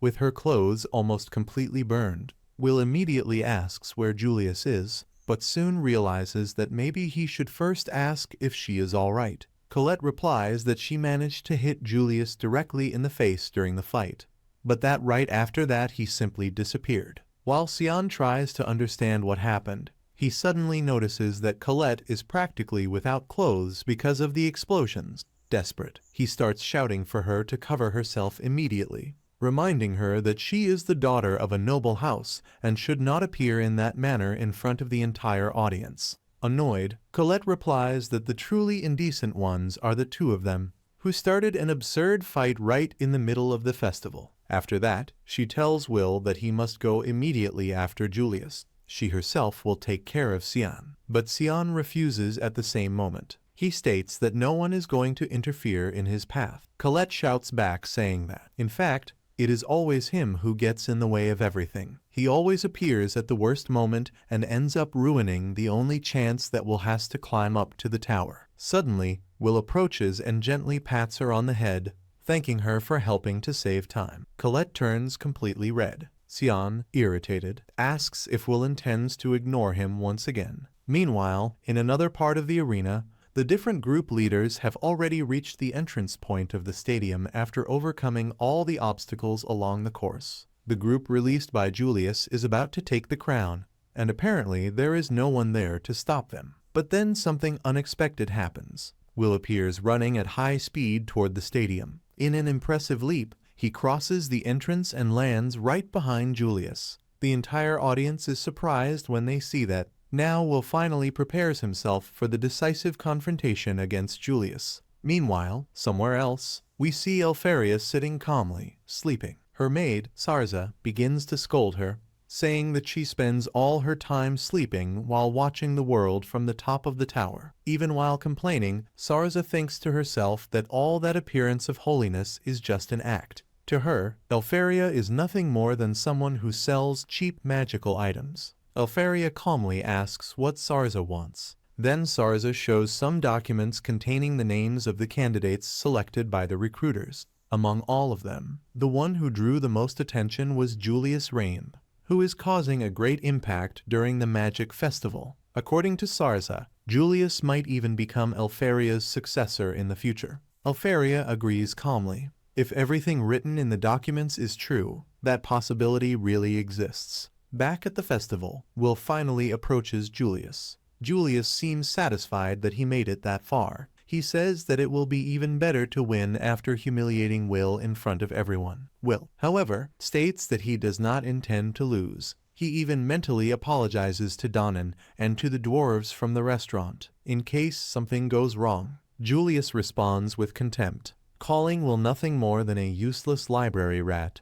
someone with absolutely no talent at all. Right after that, he covers the entire arena with a thick curtain of smoke. Will immediately prepares himself to fight. Even without being able to see properly, he manages to hear the movements around him and realizes that Julius is trying to attack him from the sides. He dodges a block of ice that suddenly appears. Even without seeing him, he is still able to locate Julius's position. But at the exact moment he is about to counterattack, another strike hits him unexpectedly. Julius asks if Will truly believes he can keep up with his movements. Then he reveals something surprising. He did not move even a single step. The audience is shocked when they realize that there are several Julius fighting at the same time. Will is also impressed when he understands what is happening. Julius is using clones. The copies begin to explode around Will, trapping him in a deadly trap. The commentator Mike becomes completely confused. unable to understand what is happening in the arena. Meanwhile, Evil Snake watches everything in amazement. He explains that Julius is using a secret art created by Elfaria Vina, known as Glass Fro, a set of 12 extremely powerful spells. These 12 spells are considered Elfaria's greatest masterpiece, and Julius is using the first one among them, the spell called Ars Un, capable of creating perfect ice copies of its user. Will asks how Julius managed to learn a magic created by Elfaria. Julius begins to laugh. With his usual narcissistic expression, he replies that it is simply natural talent and that he learned everything by studying magic on his own. Even if it is still only partial, this already places him close to the level of a true tower mage. Julius continues provoking Will, saying that one day he himself will surpass Elfaria. Those words make Will furious. He charges forward to attack immediately, but Julius was already expecting exactly that. Using his clones, he surrounds Will with an unrelenting sequence of attacks. Soon after, 3 clones join together to form a large barrier, creating a kind of ice cage around him. Julius says that it suits someone like Will perfectly, since he is nothing more than a wild animal. Throughout the entire Colosseum, everyone holds their breath as they watch the enormous block of ice closing in on Will. Mike shouts excitedly, saying that it is incredible. Edward comments coldly that Julius won without even needing to take a single step. For him, that represents exactly what it means to be a true mage. Even so, Julius still does not seem satisfied. He uses acoustic magic to amplify his voice and asks the recruiters what they thought of the spectacle. Then he declares before everyone that his ice magic, inherited from Albis, is superior, and that he will prove himself to be the true successor of Elfaria. The students are shocked when they realize that Julius is capable of using Elfaria's magic. Meanwhile, Iris watches everything in silence. She realizes that Julius arranged all of that just to show off in front of the audience. He deceived Will and carefully prepared the entire situation. But Iris also realizes something else. If Julius does not win now, that entire display might end up turning into a massive humiliation in front of everyone. At that moment, the enormous block of ice begins to crack and soon shatters completely. From within the fragments, Will emerges, standing, as if nothing had happened. He comments that he needs to thank Julius, since the ice magic ended up helping to cool his head. Normally, he loses a bit of control when something involves Elfie. Julius becomes furious upon hearing that. Shouting, he declares that now he will humiliate him in front of everyone. However, Will acts so naturally that it seems like he is not even taking the fight seriously. Julius launches an immediate attack. However, in an extremely fast movement, Will takes advantage of the trajectory of the projectiles and appears behind Julius's 2 allies. With precise strikes, he defeats them instantly, sending both of them to the ground. Meanwhile, he comments that the Rs used by Julius is still incomplete. In the stands, Edward watches the scene irritated, remembering that Will had already used that exact same strategy against him before. The entire Colosseum audience is shocked. No one expected Will to eliminate 2 such strong opponents so easily. At the same time, Julius's clones begin to disappear one after another. The students are completely confused, trying to understand what is happening. Will explains that he managed to interrupt the control of the clones by using Julius's own teammates as a distraction. The magic that Julius uses can only be maintained for a short time, and with his current talent he is still very far from reaching Elfaria, his beloved white-haired mage. Julius is shocked when he realizes that Will understands magic better than he does. Then, Will reveals that he grew up with Yuya in the same orphanage and studied her magic out of admiration. He acknowledges Julius's talent for being able to reproduce that technique, but explains that the spell he used was created by Elfaria when she was only 2 years old and still had many flaws. Shaken and furious, Julius creates 8 clones at once to win through sheer numbers. However, Will remembers that Elfaria used to fight him using 10 clones when they were children. Calmly, he dodges the attacks and destroys all the clones, defeating Julius with a final blow. The Colosseum falls silent for a few seconds before erupting in shock and admiration. Even without magic, Will defeated a powerful genius. In the stands, Iris celebrates the victory. After Will's impressive victory over Julius, everyone believes that he will win the tournament. However, while the others were fighting, Whitnell suddenly appears, grabs the crown, and wins the game, leaving the entire Colosseum in shock, especially Will, who is completely stunned. Whitnell's team is declared the winner at the tower. Elfaria then talks with Sarza and asks if there is any magic capable of going back in time or erasing memories. The question arises because Elfaria discovers that Will believed she used clones only to provoke him when they were children, when in reality she only wanted to spend more time with him. After the festival, Sion is still irritated that Will defeated Julius and promises to surpass him one day. Later, Will and his friends celebrate at the restaurant of the Ains family for having fulfilled a promise. Even without winning the tournament, Julius appears at the place humiliated, helping to wash dishes. After his defeat, Warner comments that, after the festival, Will's life will probably change. In fact, a few days later, at the academy, Will becomes very popular. Many students want to form teams with him for dungeon exploration training,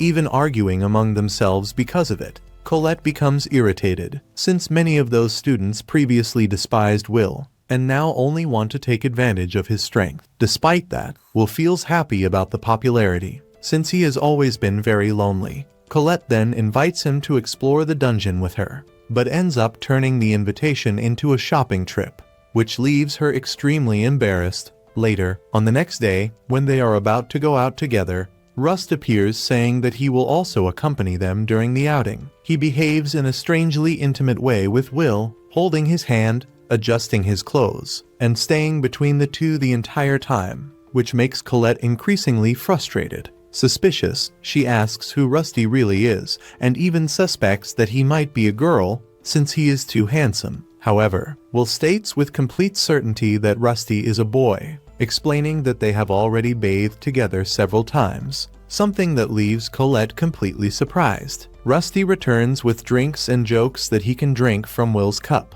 which irritates Colette. Soon after, he suggests that Will take his swords for maintenance. When Will steps away, Colette confronts Rust and asks what he wants with Will. Rust responds directly that no one loves Will more than he does and claims that Will also likes him the most. The two begin a rivalry, arguing about who is closer to Will. Meanwhile, Will meets Lahanna, who invites him to talk. In a tea house, he discovers that some of the strongest students in the academy are gathered. Lahanna reveals that she wants to form a special group for the upcoming dungeon training and invites Will because of his experience and performance at the festival. Julius and Sion initially reject the idea, but Whitnell defends Will, reminding them that he has already defeated powerful mages with his sword. In the end, everyone accepts Lahanna's proposal. She explains that she wants to climb higher and higher in the tower and gain great recognition. Since her family, the Owens family, has a short lifespan and carries great pressure for significant achievements,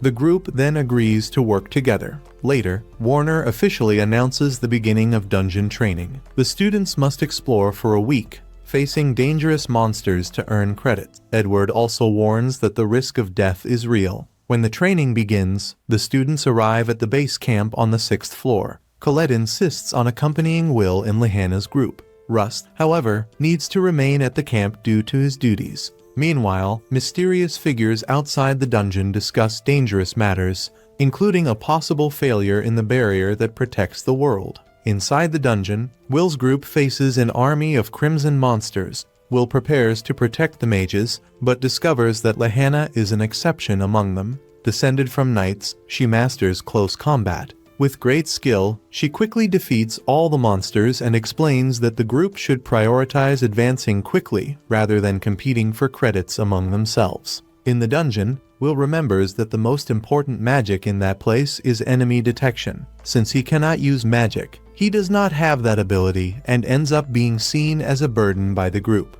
While the others defeat monsters easily with magic, Will can barely act and ends up only carrying bodies to earn credit. Even so, he decides to keep trying to help. After a long advance, the group takes a break. Whitnell creates an illusion barrier to keep monsters away and, during the rest, shows disdain for Will, stating that only elves can touch those they consider worthy. Colette becomes irritated, but Will tries to avoid conflict, explaining that this is part of elven culture. Lahanna then reveals the group's true objective: to find and defeat Luminos Navarros, a rare creature worth about 110 credits. She believes that, working together, they can defeat the guardian of that floor and prove their capability to the tower. As they advance through the dungeon, the group finds several monsters dead along the way, all defeated purely by physical strength, with no signs of magic. As they get closer, they discover something even stranger. Navarros itself is already dead, apparently recently defeated by someone unknown. Suspicious, Will remembers that detection magic is not perfect and decides to trust his own senses. He senses danger above them and tries to warn the group, but the monster suddenly appears and attacks Wall, destroying the ground and causing everyone to fall into a deep cavern. Will saves Itnal during the fall, but the two end up separated from the rest of the group. They discover that they have fallen to the 11th floor of the dungeon, an extremely dangerous area known as the Jaws of Nightmare, where only very powerful mages usually enter. Meanwhile, Lahanna's group realizes that they are lost at that deadly level. Separated, everyone is at risk of dying if they do not reunite quickly. In another part of the cave, Itnal faints and dreams of voices of elves, saying that he is useless and without talent. However, when he wakes up, he finds beside him the enormous monster already dead and realizes that Will probably defeated it alone. After defeating the monster, Will tries to treat Whitnell's injuries, but the elf refuses to be touched and decides to treat himself. During the fall, almost all the equipment was lost, leaving only a few secondary weapons and limited supplies,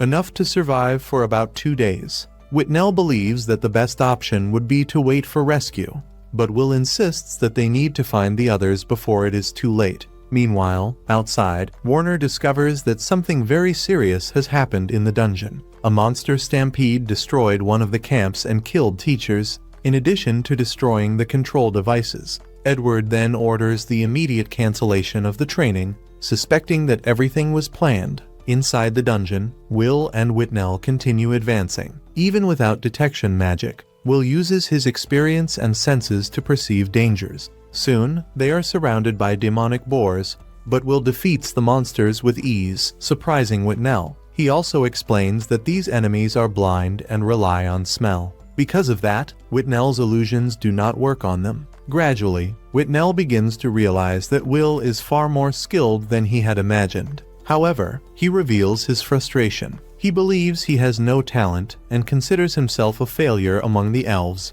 since he cannot materialize his illusions like others of his race. In a flashback, we see that he always tried to reach the level of his adoptive sister, Eleanor, a powerful elven mage, but never managed to do so. Meanwhile, Lahanna explains to Colette that many students who remain at the academy are seen as mages who have not yet managed to prove their true talent, especially when compared to prodigies like Elf. Back in the cave, Whitnell admits that he often mocks others just to hide his own insecurity. He even asks Will to abandon him, believing that he is only holding him back. However, Will refuses.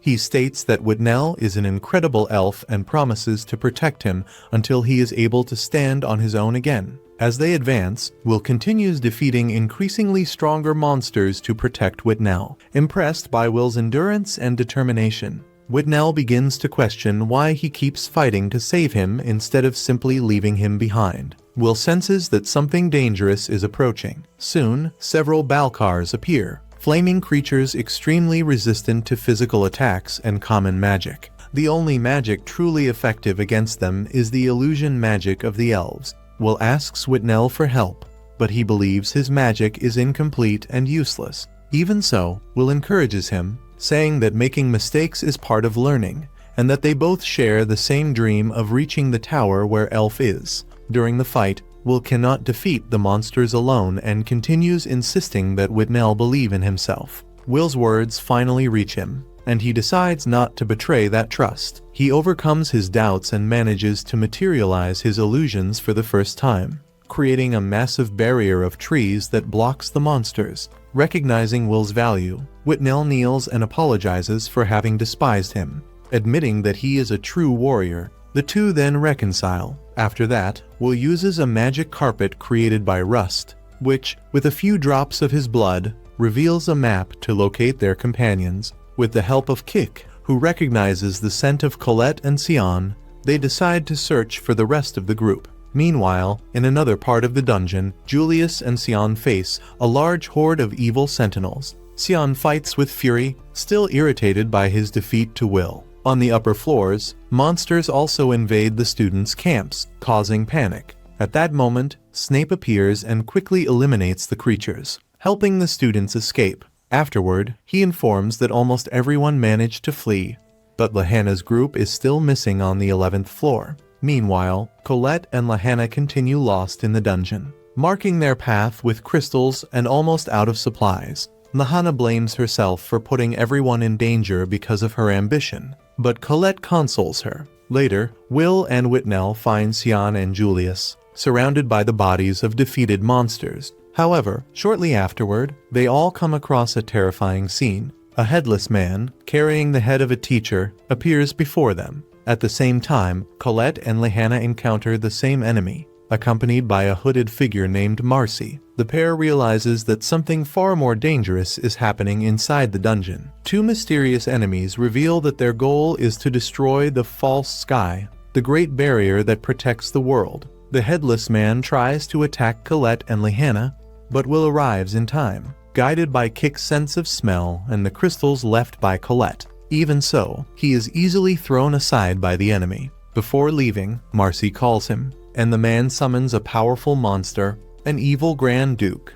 Using the ancient portal magic of the Magic Queen, the creature, extremely powerful and equivalent to hundreds of thousands of magical power points, attacks the group. The students try to flee, but realize that escaping will be nearly impossible. Will then proposes a plan: defeat the Grand Duke, since eliminating the leader would cause the other monsters to lose their organization. Even thinking it is impossible, his companions decide to trust him, and Lahanna recognizes him as the leader. During the battle, Julius uses clones to distract the monster while preparing a powerful spell based on Elf's continuous casting technique. The attack only delays the enemy, and Lahanna tries to finish it, but is stopped by a barrier. The group falls into despair, and Will, overcome by fear after breaking the glasses that Elf gave him, almost loses his courage.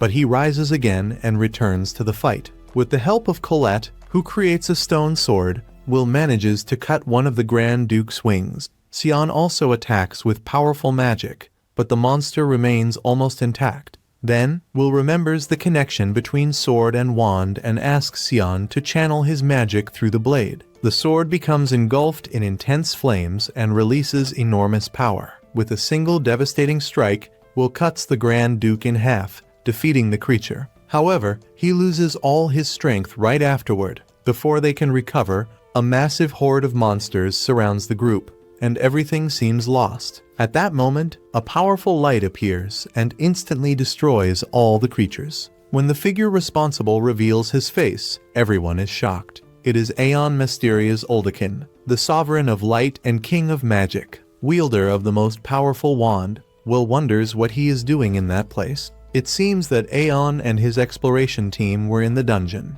possibly returning from some mission. Aeon then declares that those who face the darkness of the dungeon will be blessed by the light, and congratulates the boys for the courage they showed during the battle. Everyone becomes emotional and kneels before him. Even the elves tremble with admiration in the presence of someone so powerful. While everyone shows respect to the great sovereign, Will continues staring at him. One of Aeon's companions approaches Will and comments that his sword is still alive. He asks Will's name. Will responds, still somewhat hypnotized by the situation, and then asks, "Who is that person?" The figure removes the hood and reveals his identity. It is Finn. His presence there is surprising, since no one expected to find him in that place. Meanwhile, in another part of the dungeon, two evil mages celebrate. They have finally obtained the material they were looking for. According to them, if they had not been attacked earlier, they might also have obtained that sword. Even so, they believe that the most important thing is that they completed their mission. Now they intend to celebrate. The training ends in a tragic and unexpected way. 11 Academy professors die. although no student loses their life, while the school begins an investigation to discover who caused the incident. The surviving students recover in the infirmary, still shaken. They recognize that they survived thanks to the intervention of the Sovereign of Light and their teamwork. During the conversation, Lehana realizes that the group has become a true team after the experience in the dungeon. The tense atmosphere eases, with jokes about her enormous appetite, caused by the high energy consumption of her magic. Then, the others comment on the moment when Will absorbed everyone's magic during the battle. Not even he can explain exactly what happened, which increases the mystery surrounding his power. Will also remembers a boy who participated in the rescue. Lehana explains that he probably belongs to the FM tribe, a race that does not use magic but possesses great knowledge about the dungeon and has acted as guides to the tower since the time of the Wise Queen. Later, Finn meets Calderon and delivers a fragment of the sword known as the Magic Slayer, found in confrontations deep within the dungeon. He suspects that someone is conducting experiments there, using dungeon materials to create that weapon. While discussing the investigation, Finn questions why Calderon did not tell Will anything, but she replies that he is still just a student who wishes to become a great mage. The next day, even after everything that happened, Will is already training again. Sion challenges him to a duel to fulfill an old promise, and the two begin to fight in the school courtyard until they are interrupted by Warner. As the months pass, the students continue their studies, and the school year comes to an end with the final exams. Despite everything he has faced, Will keeps his goal clear, to keep moving forward until he meets Elf again.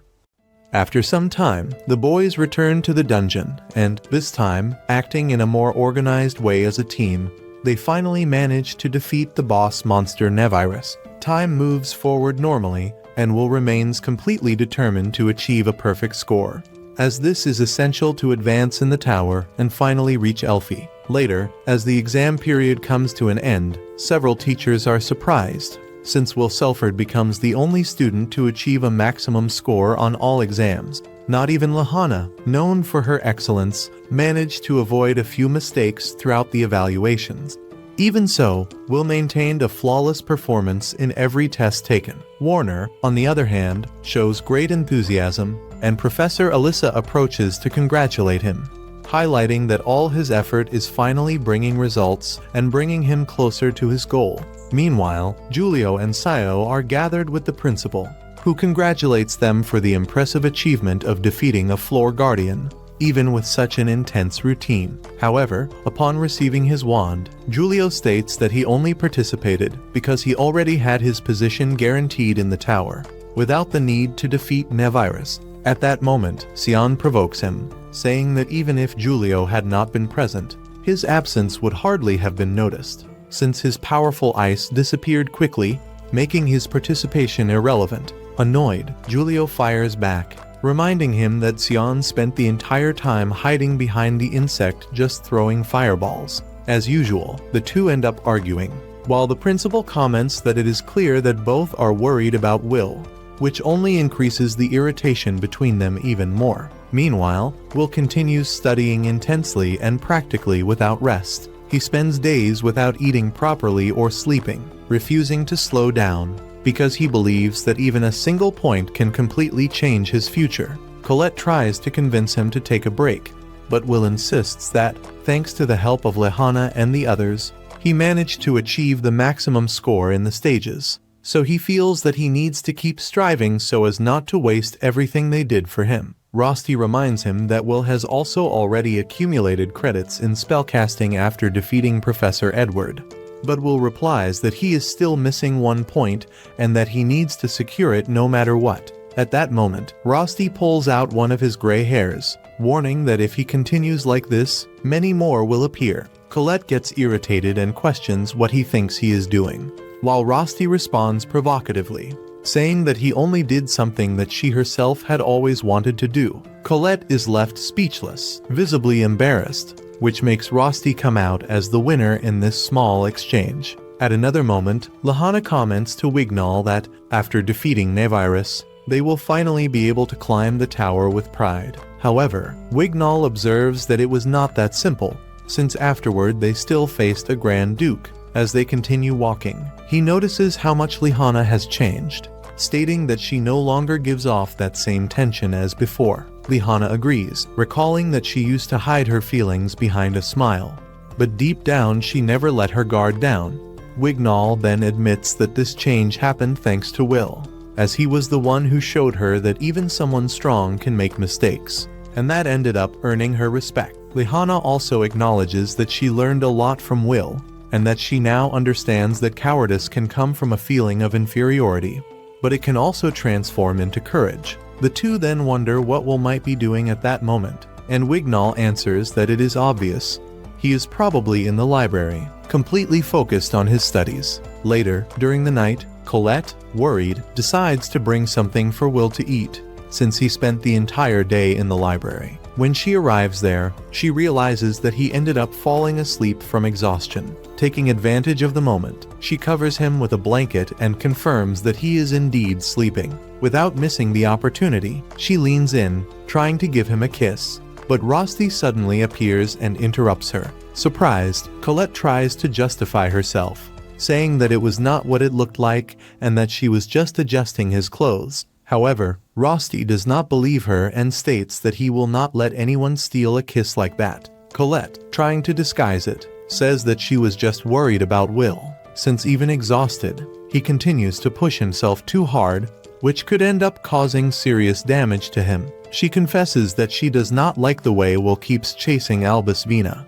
as if he were bound to her, while she just waits at the top of the tower without doing anything. Deep down, Colette admits that she feels sorry for him, and Rosti agrees that he thinks the same way. Meanwhile, at the top of the tower, Faria meets Eleanor and comments that it is rare to see her outside her room, since she is usually quite lazy. Eliana responds by asking if Faria is still bothered by having lost the fight against her. In response, Eleanor states that she only lost because she was forced to use ice magic, and that if she had used other elements, she would have come out victorious. At that moment, Zio appears and asks both of them to lower their voices and move aside, as he is passing through. Faria questions what he is doing there, and Zio replies that it should be obvious, suggesting that she also came for the same reason. He explains that the moment is approaching, and that everyone needs to start preparing for the ritual, since the barrier is about to disappear. Meanwhile, Edward organizes the materials for the final exam, whose theme will be the origins of magic.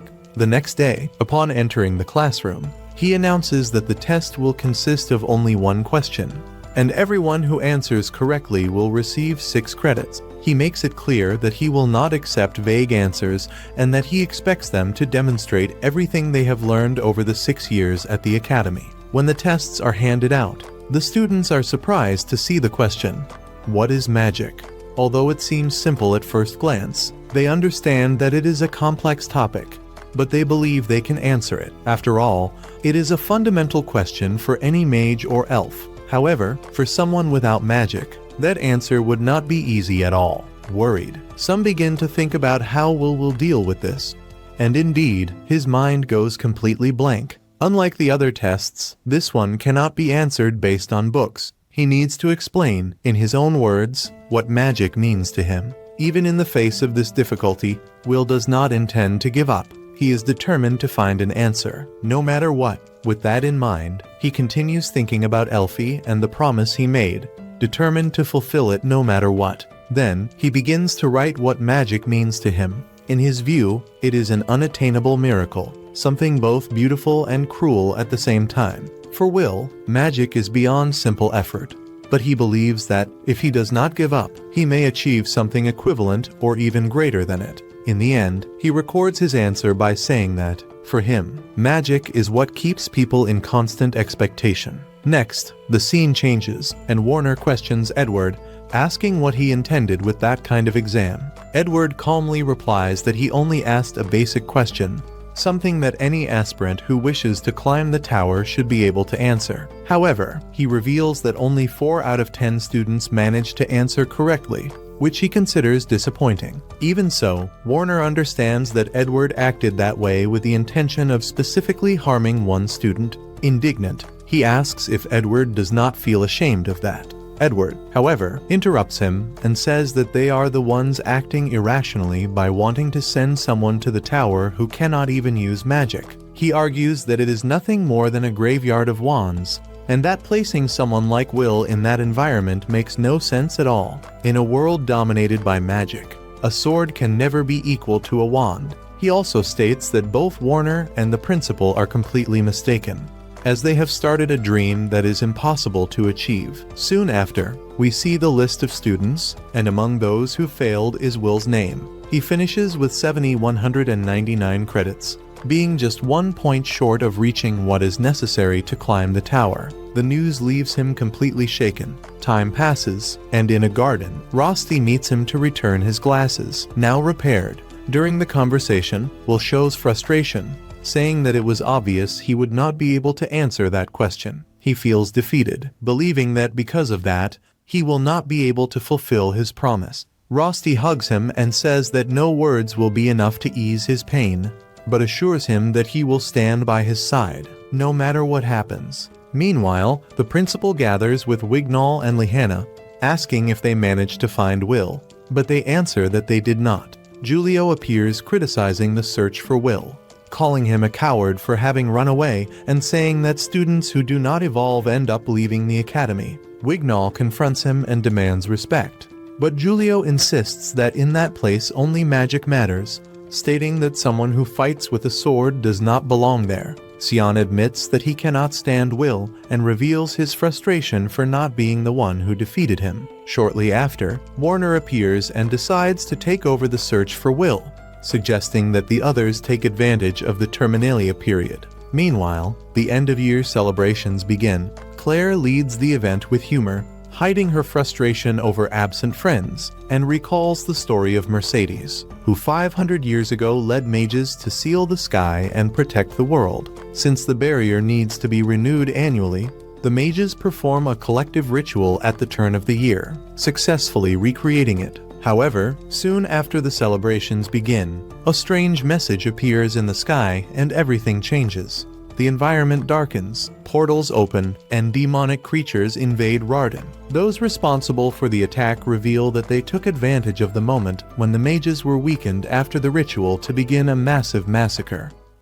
By looking closely ahead, Will realizes that what he is seeing is not something ordinary, but rather magical portal circles, exactly like the ones they had previously seen on the 11th floor of the dungeon. The resemblance is undeniable, and this immediately puts him on alert, as he knows very well the danger that these structures represent and the kind of threat they can bring. Meanwhile, in the city, chaos has already taken over everything, with various different monsters appearing and attacking without any warning or apparent pattern. The streets, once busy, are now filled with panic, and people, completely desperate, begin to question the reason why creatures from the depths of the dungeons are now on the surface. Something that should never happen under normal circumstances or under any known control. The scene then cuts to Claire Sarah, who, maintaining her calm even in the face of the critical situation and the despair around her, decides to act quickly and casts her defensive barriers without hesitation.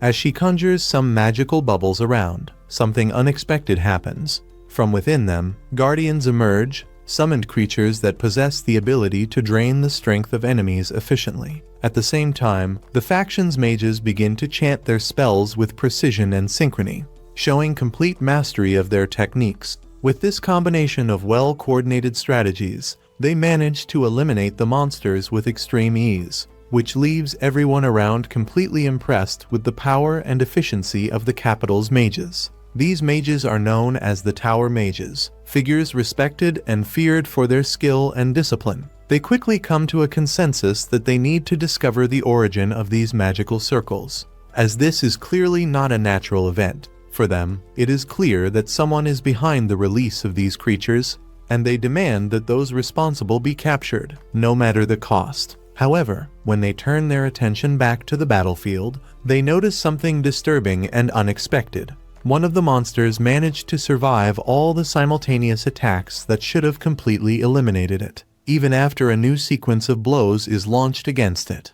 They initially believe that the enemy has been defeated, but soon realize they were mistaken when they see that it is still moving. Everyone begins to attack together, trying to eliminate the threat once and for all without leaving any openings. Claire then shouts for one of the men to retreat immediately, but it is already too late, and he ends up being brutally cut in half in front of everyone. At that moment, Claire realizes something even more alarming and concerning. Magic simply is not working on these monsters, making the entire strategy useless. When she is attacked, she manages to identify the cause. The sword used by the enemy is a Mage Slayer, a weapon created specifically to nullify and pierce magical defenses, something extremely rare and dangerous. The scene then shifts to the school's headmistress, who receives the news that almost all of the tower mages have been killed, in addition to there being numerous civilian casualties. She begins to reflect deeply on the situation, questioning whether this weapon was produced on a large scale for combat and what the true objective of the enemies behind all of this might be. Despite the urgency of the situation, when they suggest that the Academy send reinforcements to the city, she immediately refuses without hesitation. For her, all of this is nothing more than a carefully planned distraction to divert attention from the true target. Her focus is clear and unwavering. The tower must be defended at any cost. The mages present understand that they are the true targets and that they must act quickly before it is too late. The only viable option is to deploy the Grand Barrier, but there is a critical problem. Elfaria's mana is practically exhausted, as is that of everyone else. This is the only day of the year when all mages end up completely drained, which makes the situation even more dangerous. Even without knowing exactly where this threat came from, everyone is certain that the enemies chose this moment on purpose, aiming to eliminate them all at once while they are vulnerable. One of the men suggests that it would be better to retreat to preserve their lives, but an old man harshly reprimands him, reminding him that he lost his eyes and, therefore, has no right to speak of retreat or weakness. He then forbids any mage from leaving the tower under any circumstances.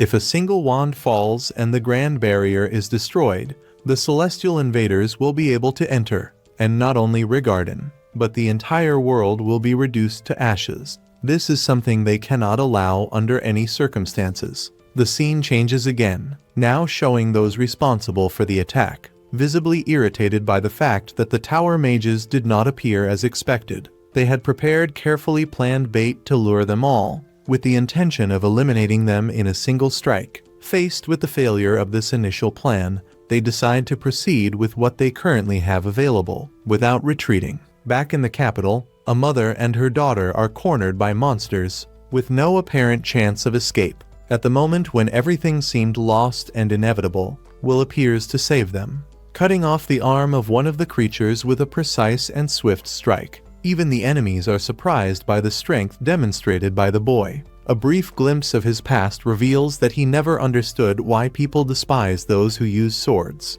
But despite the resentment he carries within himself, he has never allowed it to consume him completely.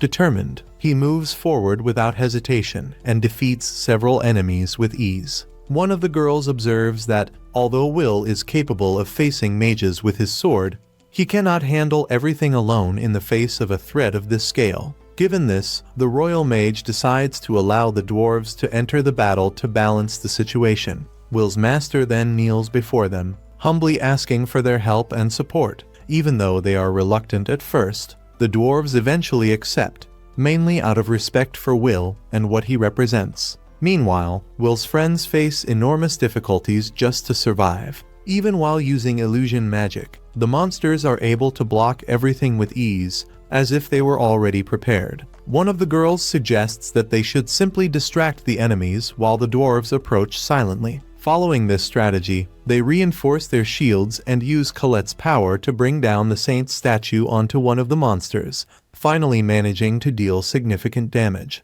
Giulio goes into shock upon seeing that, because destroying the statue could attract the wrath of the deities and bring even worse consequences. The tower mages become irritated when they realize they need to rely on the dwarves to win, and some of them do not even accept this idea, even in the face of necessity. The infiltrated mages, on the other hand, understand that the situation has completely spiraled out of control, with the dwarves on the battlefield and the lack of proper weapons to deal with them. They decide to use their last card, something they had been saving for the most critical moment. Suddenly, a portal opens in front of Will, who is left in shock upon seeing the creature that slowly emerges from it. The beast advances immediately, giving no chance to react, launching him away with a single blow and knocking him unconscious from the impact. The scene shifts to Finn, who confronts one of the remaining enemies, demanding answers about the origin of the monsters and the plan behind all of this. The man claims that it is already too late to stop anything, and reveals that the plan was to take him to the depths of the dungeon. However, before he can reveal more details, he ends up being killed, leaving everything unresolved. Finn, in disbelief and frustration, refuses to accept that as the end of the answers. The scene returns to Will, who wakes up at the exact moment he is about to be hit, managing to dodge at the last second. He tries to understand where that creature came from and why it is so powerful. It is Vander, a monster known from the 40th floor, responsible for killing previous generations of mages. The enemies explain that they had to sacrifice 50 of their own men just to push this creature through the portal. Even so, they are satisfied, as they believe this will cause a great impact. Meanwhile, Will fights, but he cannot deal any damage and is constantly thrown around. He saves a comrade, but ends up being slammed violently against the ground. At that moment, the dwarves arrive to help him. After defeating several monsters, they realize too late that they have fallen into a trap. The creature begins to absorb the energy of all the defeated monsters, becoming even stronger. It even goes as far as devouring its own allies to increase its power further. Any attempt to approach is useless, as it creates a shield that repels everyone. With ease, it defeats several dwarves at once, leaving Will completely terrified. The enemies watch satisfied, since magic does not work against this creature. Will finally understands all the monsters were sacrificed to create that beast.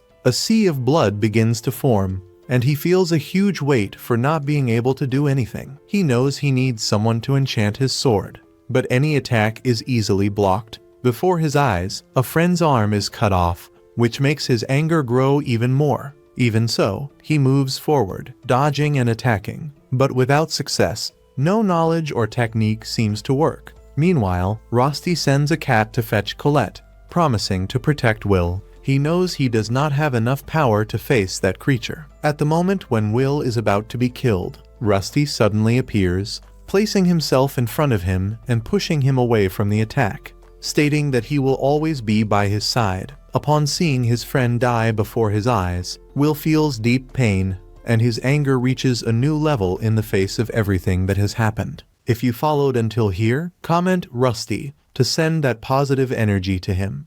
I hope you enjoyed the content, and if you really liked it, do not forget to leave a like and subscribe to the channel to follow more videos like this.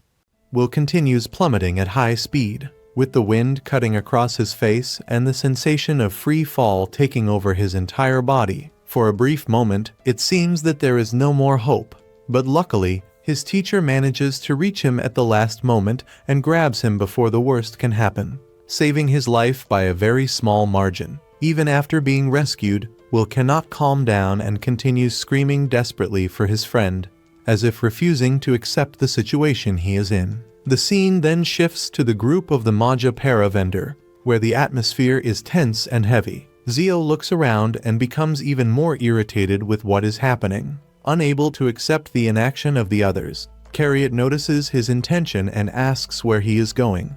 But Zio responds directly, saying that it should be obvious, since he is heading straight to the battlefield. In his view, everyone there is useless for fighting without achieving results. But those who remain still without doing absolutely anything are even worse. Carriot tries to bring reason to the situation, reminding that Lord Aaron has already made it clear that no one can leave there under any circumstances. He explains that if the Magia Vander are defeated, the Great Barrier will disappear completely, and without it there will be no chance of a future. The Celestial Invaders will destroy everything without exception, reducing the entire world to ashes. He also emphasizes that even they are at a disadvantage against those creatures, and that the only viable option is to wait until the most important person for everyone manages to recover. Because of that, he asks again for Zio to step back and sit down. Zio, however, does not accept that idea and questions whether Chariot really expects him to act calmly in the face of all that. He states that he would rather send everything to hell than continue there holding a weak wand without doing anything. Faced with that, Chariot decides to act and uses his firepower to prevent him from advancing, demanding that Zio return immediately. He makes it clear that if he does not obey, he will be forced to restrain him by force. The argument intensifies to the point that no one around dares to interfere. Those who still maintain awareness of the situation know that the Magia Vander cannot split up at such a critical moment. At that instant, Lady stands up, breaking the silence, and demands that the master withdraw his orders. He responds coldly, saying that Elfaria should not try to make him change his decision and orders her to sit down again. Even so, she ignores the order and decides to act on her own, determined to protect those she loves, including Will. Before leaving, she warns that if they try to stop her, she will not hesitate to attack as well. The scene returns to Will, who is now consumed by anger and frustration in the face of everything that is happening. The master analyzes the situation and understands that the arrival of Vander caused the complete collapse of the front line. While the surviving Dinnabaros continue pressing and forcing everyone to retreat, not even the dwarves, known for their resilience, can contain the enemy advance. Faced with that, he believes that Will is the only remaining hope, but Will cannot accept that. He feels completely powerless, remembering how he has already gone through something similar in the past when Elfie was taken. For him, all of this happens because he cannot use magic like the others. Without that power, he feels that he is incapable of protecting anyone, whether Elfie, Rosti, or anyone else. In his mind, he sees himself as nothing more than a failure. Werkner tries to calm him down, speaking firmly, but Will keeps questioning himself, unable to understand why only he cannot use magic. Suddenly, an enemy appears before him and looks at him with contempt, calling him useless before throwing his swords in his direction. The scene quickly shifts to Will's friends, and Kiki immediately realizes that he is in danger. Without thinking twice, she starts running to help him, while Sion follows right behind. Meanwhile, the Headless Man continues conducting his chaotic orchestra, spreading destruction throughout the city. He attacks without mercy, as if everything were just part of a spectacle. Despite showing a desire to go out in search of new victims, he restrains himself, remembering that today his role is only to command. At the same time, the most powerful monster advances slowly toward the tower, as if nothing could stop it. Claire realizes that that creature has a level of power enough to defeat a Magia Vander, but even so she decides to face it. Right after that, the scene shifts again, and the teacher orders everyone to attack the monster, even if that means sacrificing their own lives. The dwarves protest, stating that their people have already been practically destroyed by serving as a shield on the front line. Donnan and many others have already been defeated, and now he intends to send the rest to their deaths. Even so, the teacher insists, saying that they need to do this for the children who are still fighting. At another point on the field, a mage runs to protect Gina and manages to defeat an enemy that was approaching. Confused, she asks the reason, and he replies that their lives are worth less at that moment, and that it is the duty of the older ones to protect the younger ones, even if it costs their own lives. Determined, she stands up and orders everyone to advance toward the center of the capital. Meanwhile, the city continues being devastated without stopping, and everyone tries to resist as they can. A friend of Colette, in the middle of the chaos, wonders where she is, wishing to see her at least one last time. In the midst of the destruction, Eliza appears and saves two students in danger, saying that despite all the trouble they cause, they are still extremely important to her. The scene returns to the headmistress, who receives increasingly worrying reports. They manage to protect the civilians, but they do not have enough strength to make the enemy retreat. Iris explains that, thanks to the efforts of the dwarves, part of the mage slayers has been eliminated, but that is still not enough to stop Vander. On all fronts, the problem is the same. There is not enough power to respond at the same level. The scene returns to Will's confrontation. The enemy who attacked him appears impressed by the teacher's strength, but even so managed to injure him. Will tries to understand what happened, while Werkner, gravely wounded, remains standing with difficulty. Even injured, he smiles, satisfied for having managed to protect Will. He apologizes and admits that, from now on, he can only rely on him. For Werkner, Will is the only person capable of saving the city. However, Will insists that he cannot do that. He feels completely broken seeing so many good people sacrificing themselves for him, while he believes he cannot save anyone. At that moment, Werkner embraces him and reveals that he has been hiding something important all this time. Will can, in fact, use magic. He explains that this will be enough to show everyone that there is still hope, even if it is through a single spell. Desperate, Will begs him not to die and asks him to reveal what his magic is. It is then that Finn appears before him and says that light can pass through anything. He assures that the teacher will survive and states that now the most important thing is for Will to stand up, because everything has already been prepared for him. Before acting, Will asks what this so-called motivation means. Finn explains that it is not about controlling elements like fire or wind, but rather something much deeper: emotions. Will, still insecure, thinks that this is nothing more than a simple trick and that it will not be enough to save the world. Finn interrupts him and states that this is, in fact, the most important thing of all. He says that anyone who cannot change themselves will never be able to change the world around them. Then he asks Will to remember who he truly is, his origins, and everything that brought him there. He says that the lock has already been opened, and that now the moment has come to wield the sword. This is the beginning of a new journey, crossing the darkness to go beyond the false sky. The sword begins to shine intensely, and Finn asks if Will knows the name of the magic that exists within him. He asks him to declare it out loud, without hesitation. Will then stands up, takes a deep breath, and says, "Courage." At that very moment, his hair turns white, and a new energy takes over his body. He rushes toward the enemy at high speed and begins to defeat all the monsters around him, completely surprising everyone who watches the scene. Charlotte and Sion also move forward to fight.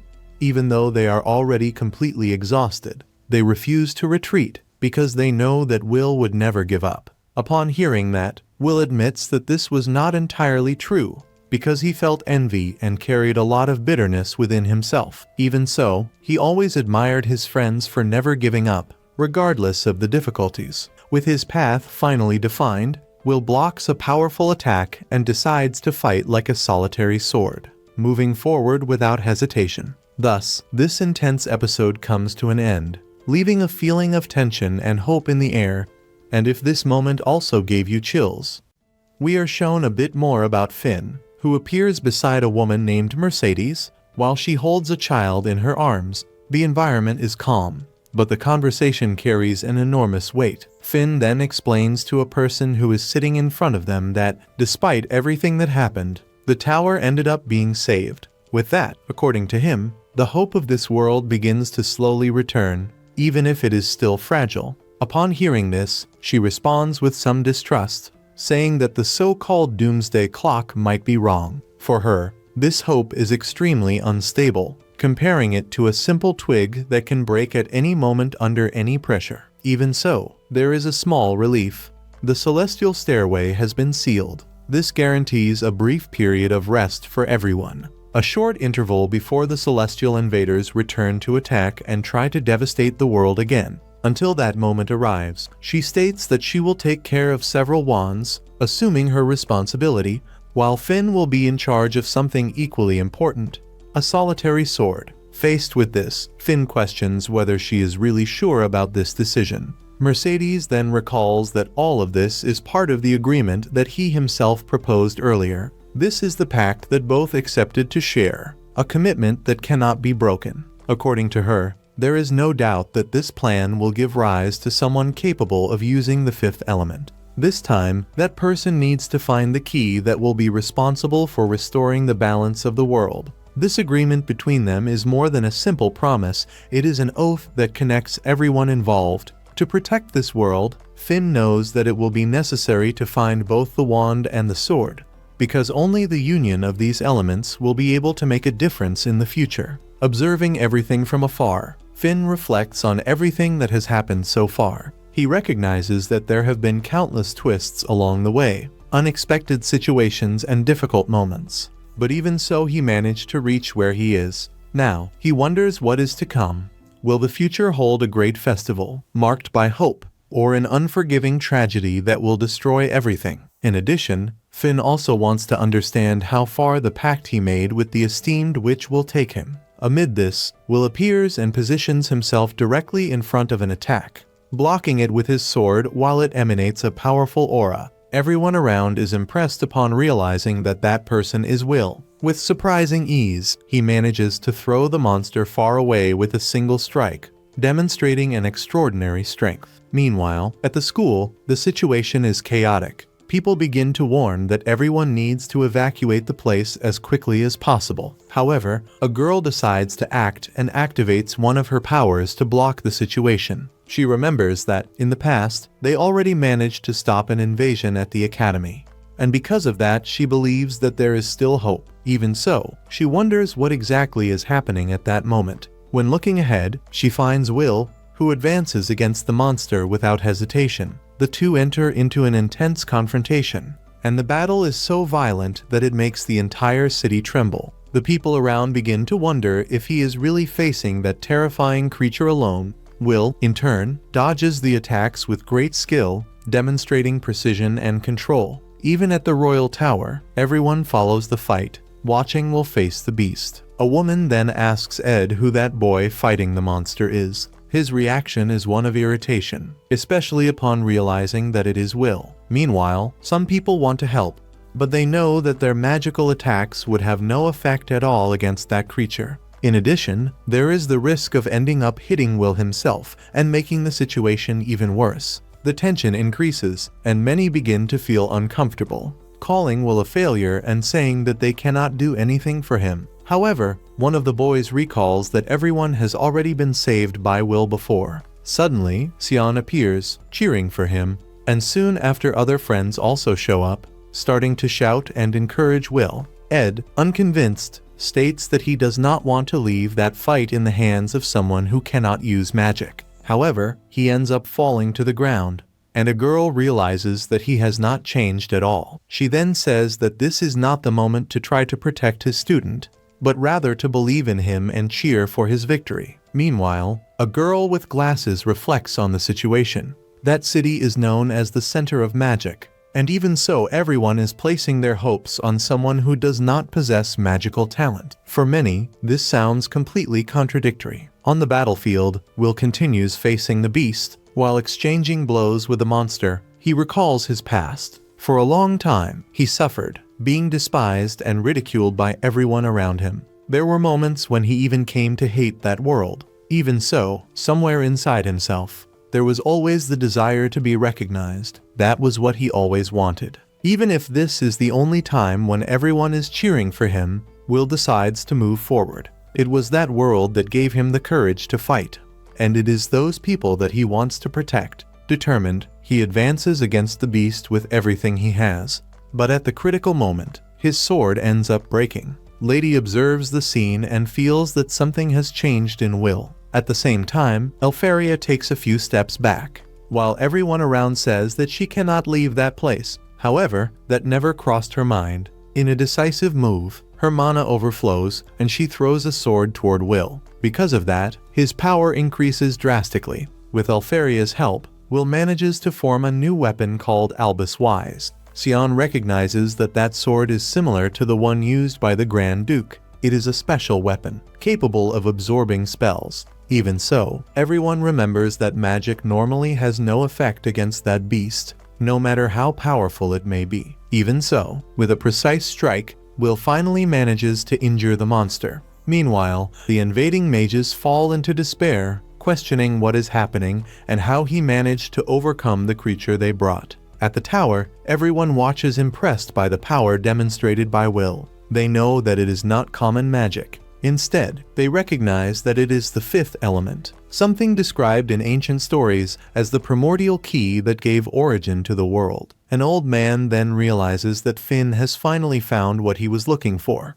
Everything is connected to the oath made with the Mage Queen, the union between wand and sword. Back to the battle, Will continues dodging the attacks with absolute precision. In a new advance, he strikes the monster again. The creature tries to counterattack, but Will manages to block all the blows and still freezes it in place. The power of the sword, now called Albis Vina, is overwhelming. It is as if the weapon itself were fighting alongside him. Soon after, new portals begin to appear behind Will, leaving everyone worried about what may happen. However, for Elfaria, this does not represent a problem. She believes that, together, they are capable of overcoming any obstacle. Determining the end of the battle, Will plants his sword into the ground and releases a powerful attack, Full Burst, followed by El Glace Frost, L7. In an instant, the entire environment around is taken by ice. The force of the attack is enough to defeat all the enemies with ease. Without wasting time, Will decides to end it once and for all. He advances against the main monster, and, with impressive precision, manages to defeat it. Everyone around is enchanted by his strength, especially the dwarves, who celebrate the victory with great enthusiasm. Meanwhile, Finn watches everything and begins to laugh, completely fascinated by what he is seeing. For him, that is magnificent. Will has exceeded all expectations. He is even better than Finn ever imagined. Now, it becomes clear that he is the last hope that remains. Finally, Finn apologizes to Mercedes for the delay for all of this to happen. He admits that it took him 500 years to reach this moment, all because of a miscalculation. Even so, the waiting time has come to an end. The long prologue finally comes to a close. The curtain rises, marking the true beginning of everything. From now on, the definitive union between the wand and the sword begins. If you made it this far, comment "wand" and "sword" so I can be sure that you followed everything until the end. This also helps a lot to strengthen the community and shows that you really enjoyed this journey so far. And so we reach the end of the episode that so many people were waiting for, full of intense moments, twists, and important revelations for the future of the story. I truly hope that you liked this episode and everything that was presented. If you enjoyed the content, do not forget to leave a like, because that helps a lot with the promotion. And of course, subscribe to the channel so you do not miss the next videos and keep following everything that is coming ahead. The story then returns to 3 years earlier. At that moment, everyone becomes completely amazed as they witness real rain falling from the sky. Many people begin celebrating, since the mages were capable of even controlling the weather through their powers. Will watches everything from a distance and becomes fascinated upon realizing how far away the tower is. To him, it seems impossible to imagine any way of reaching it someday. Even so, he wanted to remain by Lady's side despite not being capable of controlling even a single drop of water. While staring at the sky, he begins wondering whether he will truly be able to meet her again someday. Suddenly, a boy appears beside him saying that he will end up catching a cold if he keeps standing in the rain like that. The boy introduces himself as Rosti. He explains that he dreams of becoming a great craftsman and reveals that, starting from that day onward, he will become Will's classmate. In addition, he says that he would really like to become his friend. Meanwhile, Will is accompanied by the teacher, who manages to bring him back to normal. Finn quickly realizes that she has already mastered the legacy left behind by the Mage Queen. He understands that it is thanks to her efforts that Will is still capable of remaining at the academy. Because of that, he knows that she must continue guiding and supporting the boy from that point onward. The editing of Will's memories appears to be functioning correctly. In that way, he will be able to return to being the person he always was before. Even so, Finn continues wondering what exactly Will might be seeing at that moment. The scene then shifts to the professor, and standing before him are Claire and Ed. Ed calls him an idiot for continuing to ignore his own injuries, commenting that he has not changed at all since their school days. Claire understands that he is immortal, but she still believes that he should take a little better care of himself. Without fully understanding the situation, he asks where he is. Eliza responds that they are in the school infirmary. She explains that he had collapsed on the academy rooftop the previous night, so she decided to bring him there. Extremely excited, Eliza celebrates the fact that he has finally awakened. Claire, however, comments that she seems far too cheerful for a rookie vampire. While the two of them begin arguing, Werkner immediately asks where Will is. Ed tells him to calm down, explaining that the boy is currently being taken care of by Wright, According to him, if they leave everything in the teacher's hands, things will certainly work out in the end. The scene changes once again to the teachers, who celebrate the fact that Werkner is alright. Everyone is also happy after discovering that Will be able to return to school, especially because he was the one who worked the hardest during the battle. However, Julius interrupts the celebratory mood and calls everyone idiots. He explains that Will possesses an absurd and incomprehensible power, so there is no need to keep treating him like someone helpless. The others become confused and begin questioning why Julius is acting that way. Julius responds that he does not want to be reminded of the person he used to be in the past. In addition, he claims that everyone there underestimated Will until very recently and were now completely changing their attitudes in the most convenient way possible. In his eyes, everyone had ended up becoming corrupted, just like the old elf. At that moment, the elf himself appears and states that the stubborn one in the situation is actually Julius, even if Will was unable to resolve everything on his own. It was impossible to deny that he saved everyone's lives during that battle. Shortly afterwards, the scene changes to the tower. There, it is revealed that the events in Terminalia left approximately 3,000 people dead or injured. Furthermore, the leaders responsible for the attack are still missing. The Master orders that the investigation be divided among the factions. He also requests that the reconstruction of the destroyed capital begin immediately. Afterwards, he questions the reason why Will did not officially attend the academy during the past 6 years. One of the people believes that this is the director's fault and states that she is certain the director had been deliberately hiding Will. The Master realizes that the director made several important decisions without consulting anyone. Because of that, he decides that, from that moment onward, supervision of the sword will become Finn's responsibility. At that moment, all of the Magia Vander members appear gathered together. The Master asks them to continue searching for information related to the attack that occurred during the students' praxis.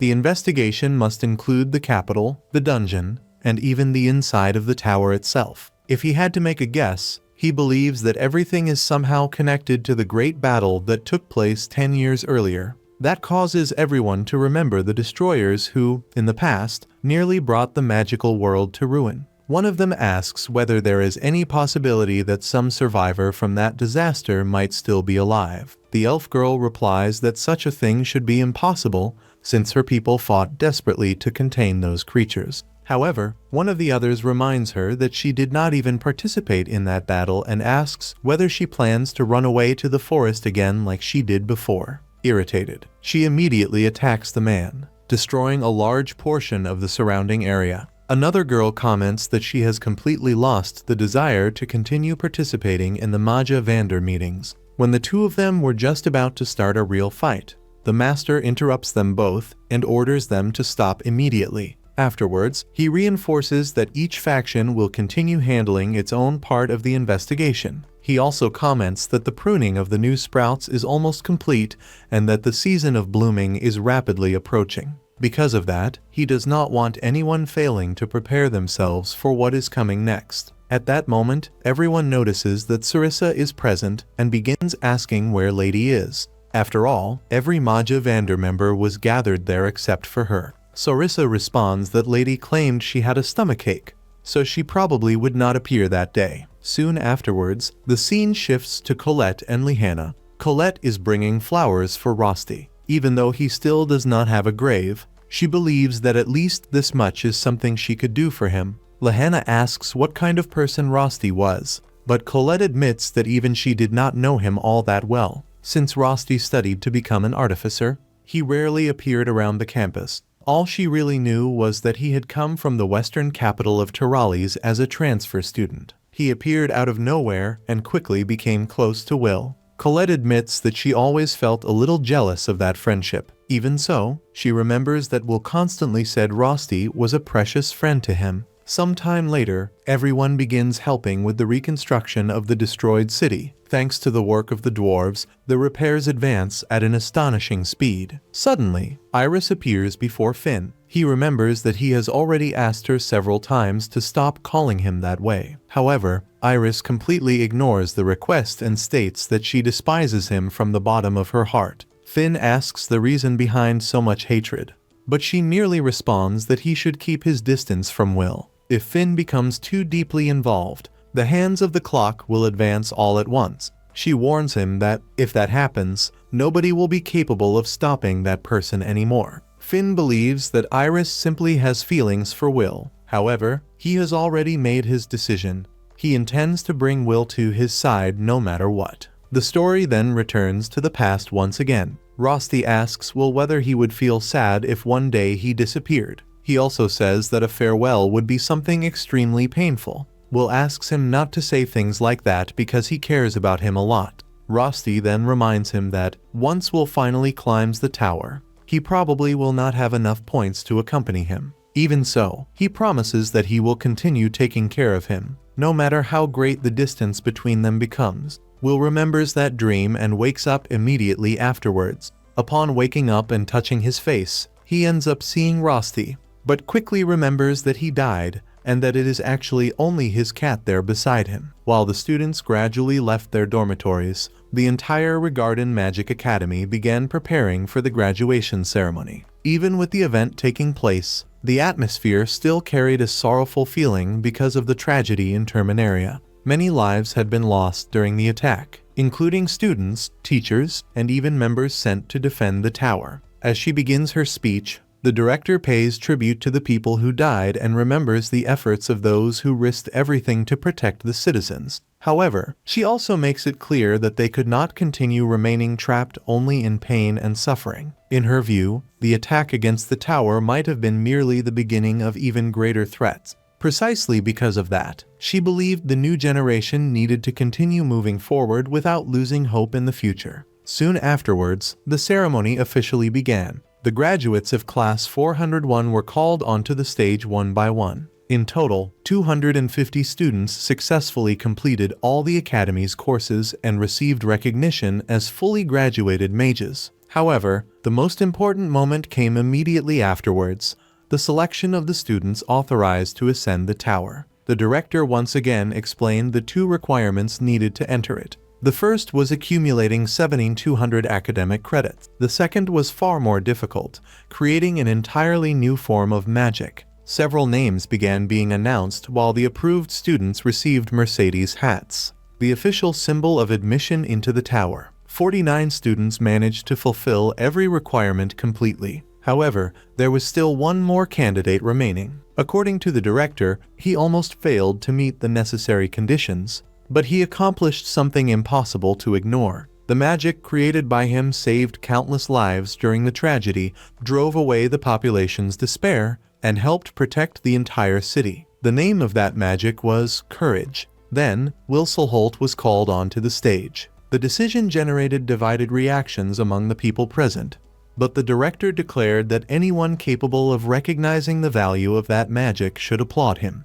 Little by little, the entire hall began clapping for him. Even so, Ed still appeared unable to accept it completely. He questioned why everyone seemed so optimistic after everything that had happened. To him, the suffering experienced there should have destroyed every last trace of hope. Wilselholt responded in a simple manner. He said that he believed everyone would manage to overcome everything because there was someone strong enough to guide him all the way there. A frightening, yet kind teacher. After that, the ceremony finally came to an end. The 50 chosen students received official approval to advance toward the tower. During the closing speech, the director reminded everyone that their generation would face difficult times from that point onward. Many obstacles would still appear, and every one of them would need to overcome new trials. Even so, she wished for all of them to continue moving forward without falling into darkness. While the students celebrated the beginning of a new chapter, someone observed everything from afar. For certain people, that moment marked the true beginning of a new era, and amidst so many losses, fear, and uncertainties, some still continued believing that it was possible to change the future with their own hands.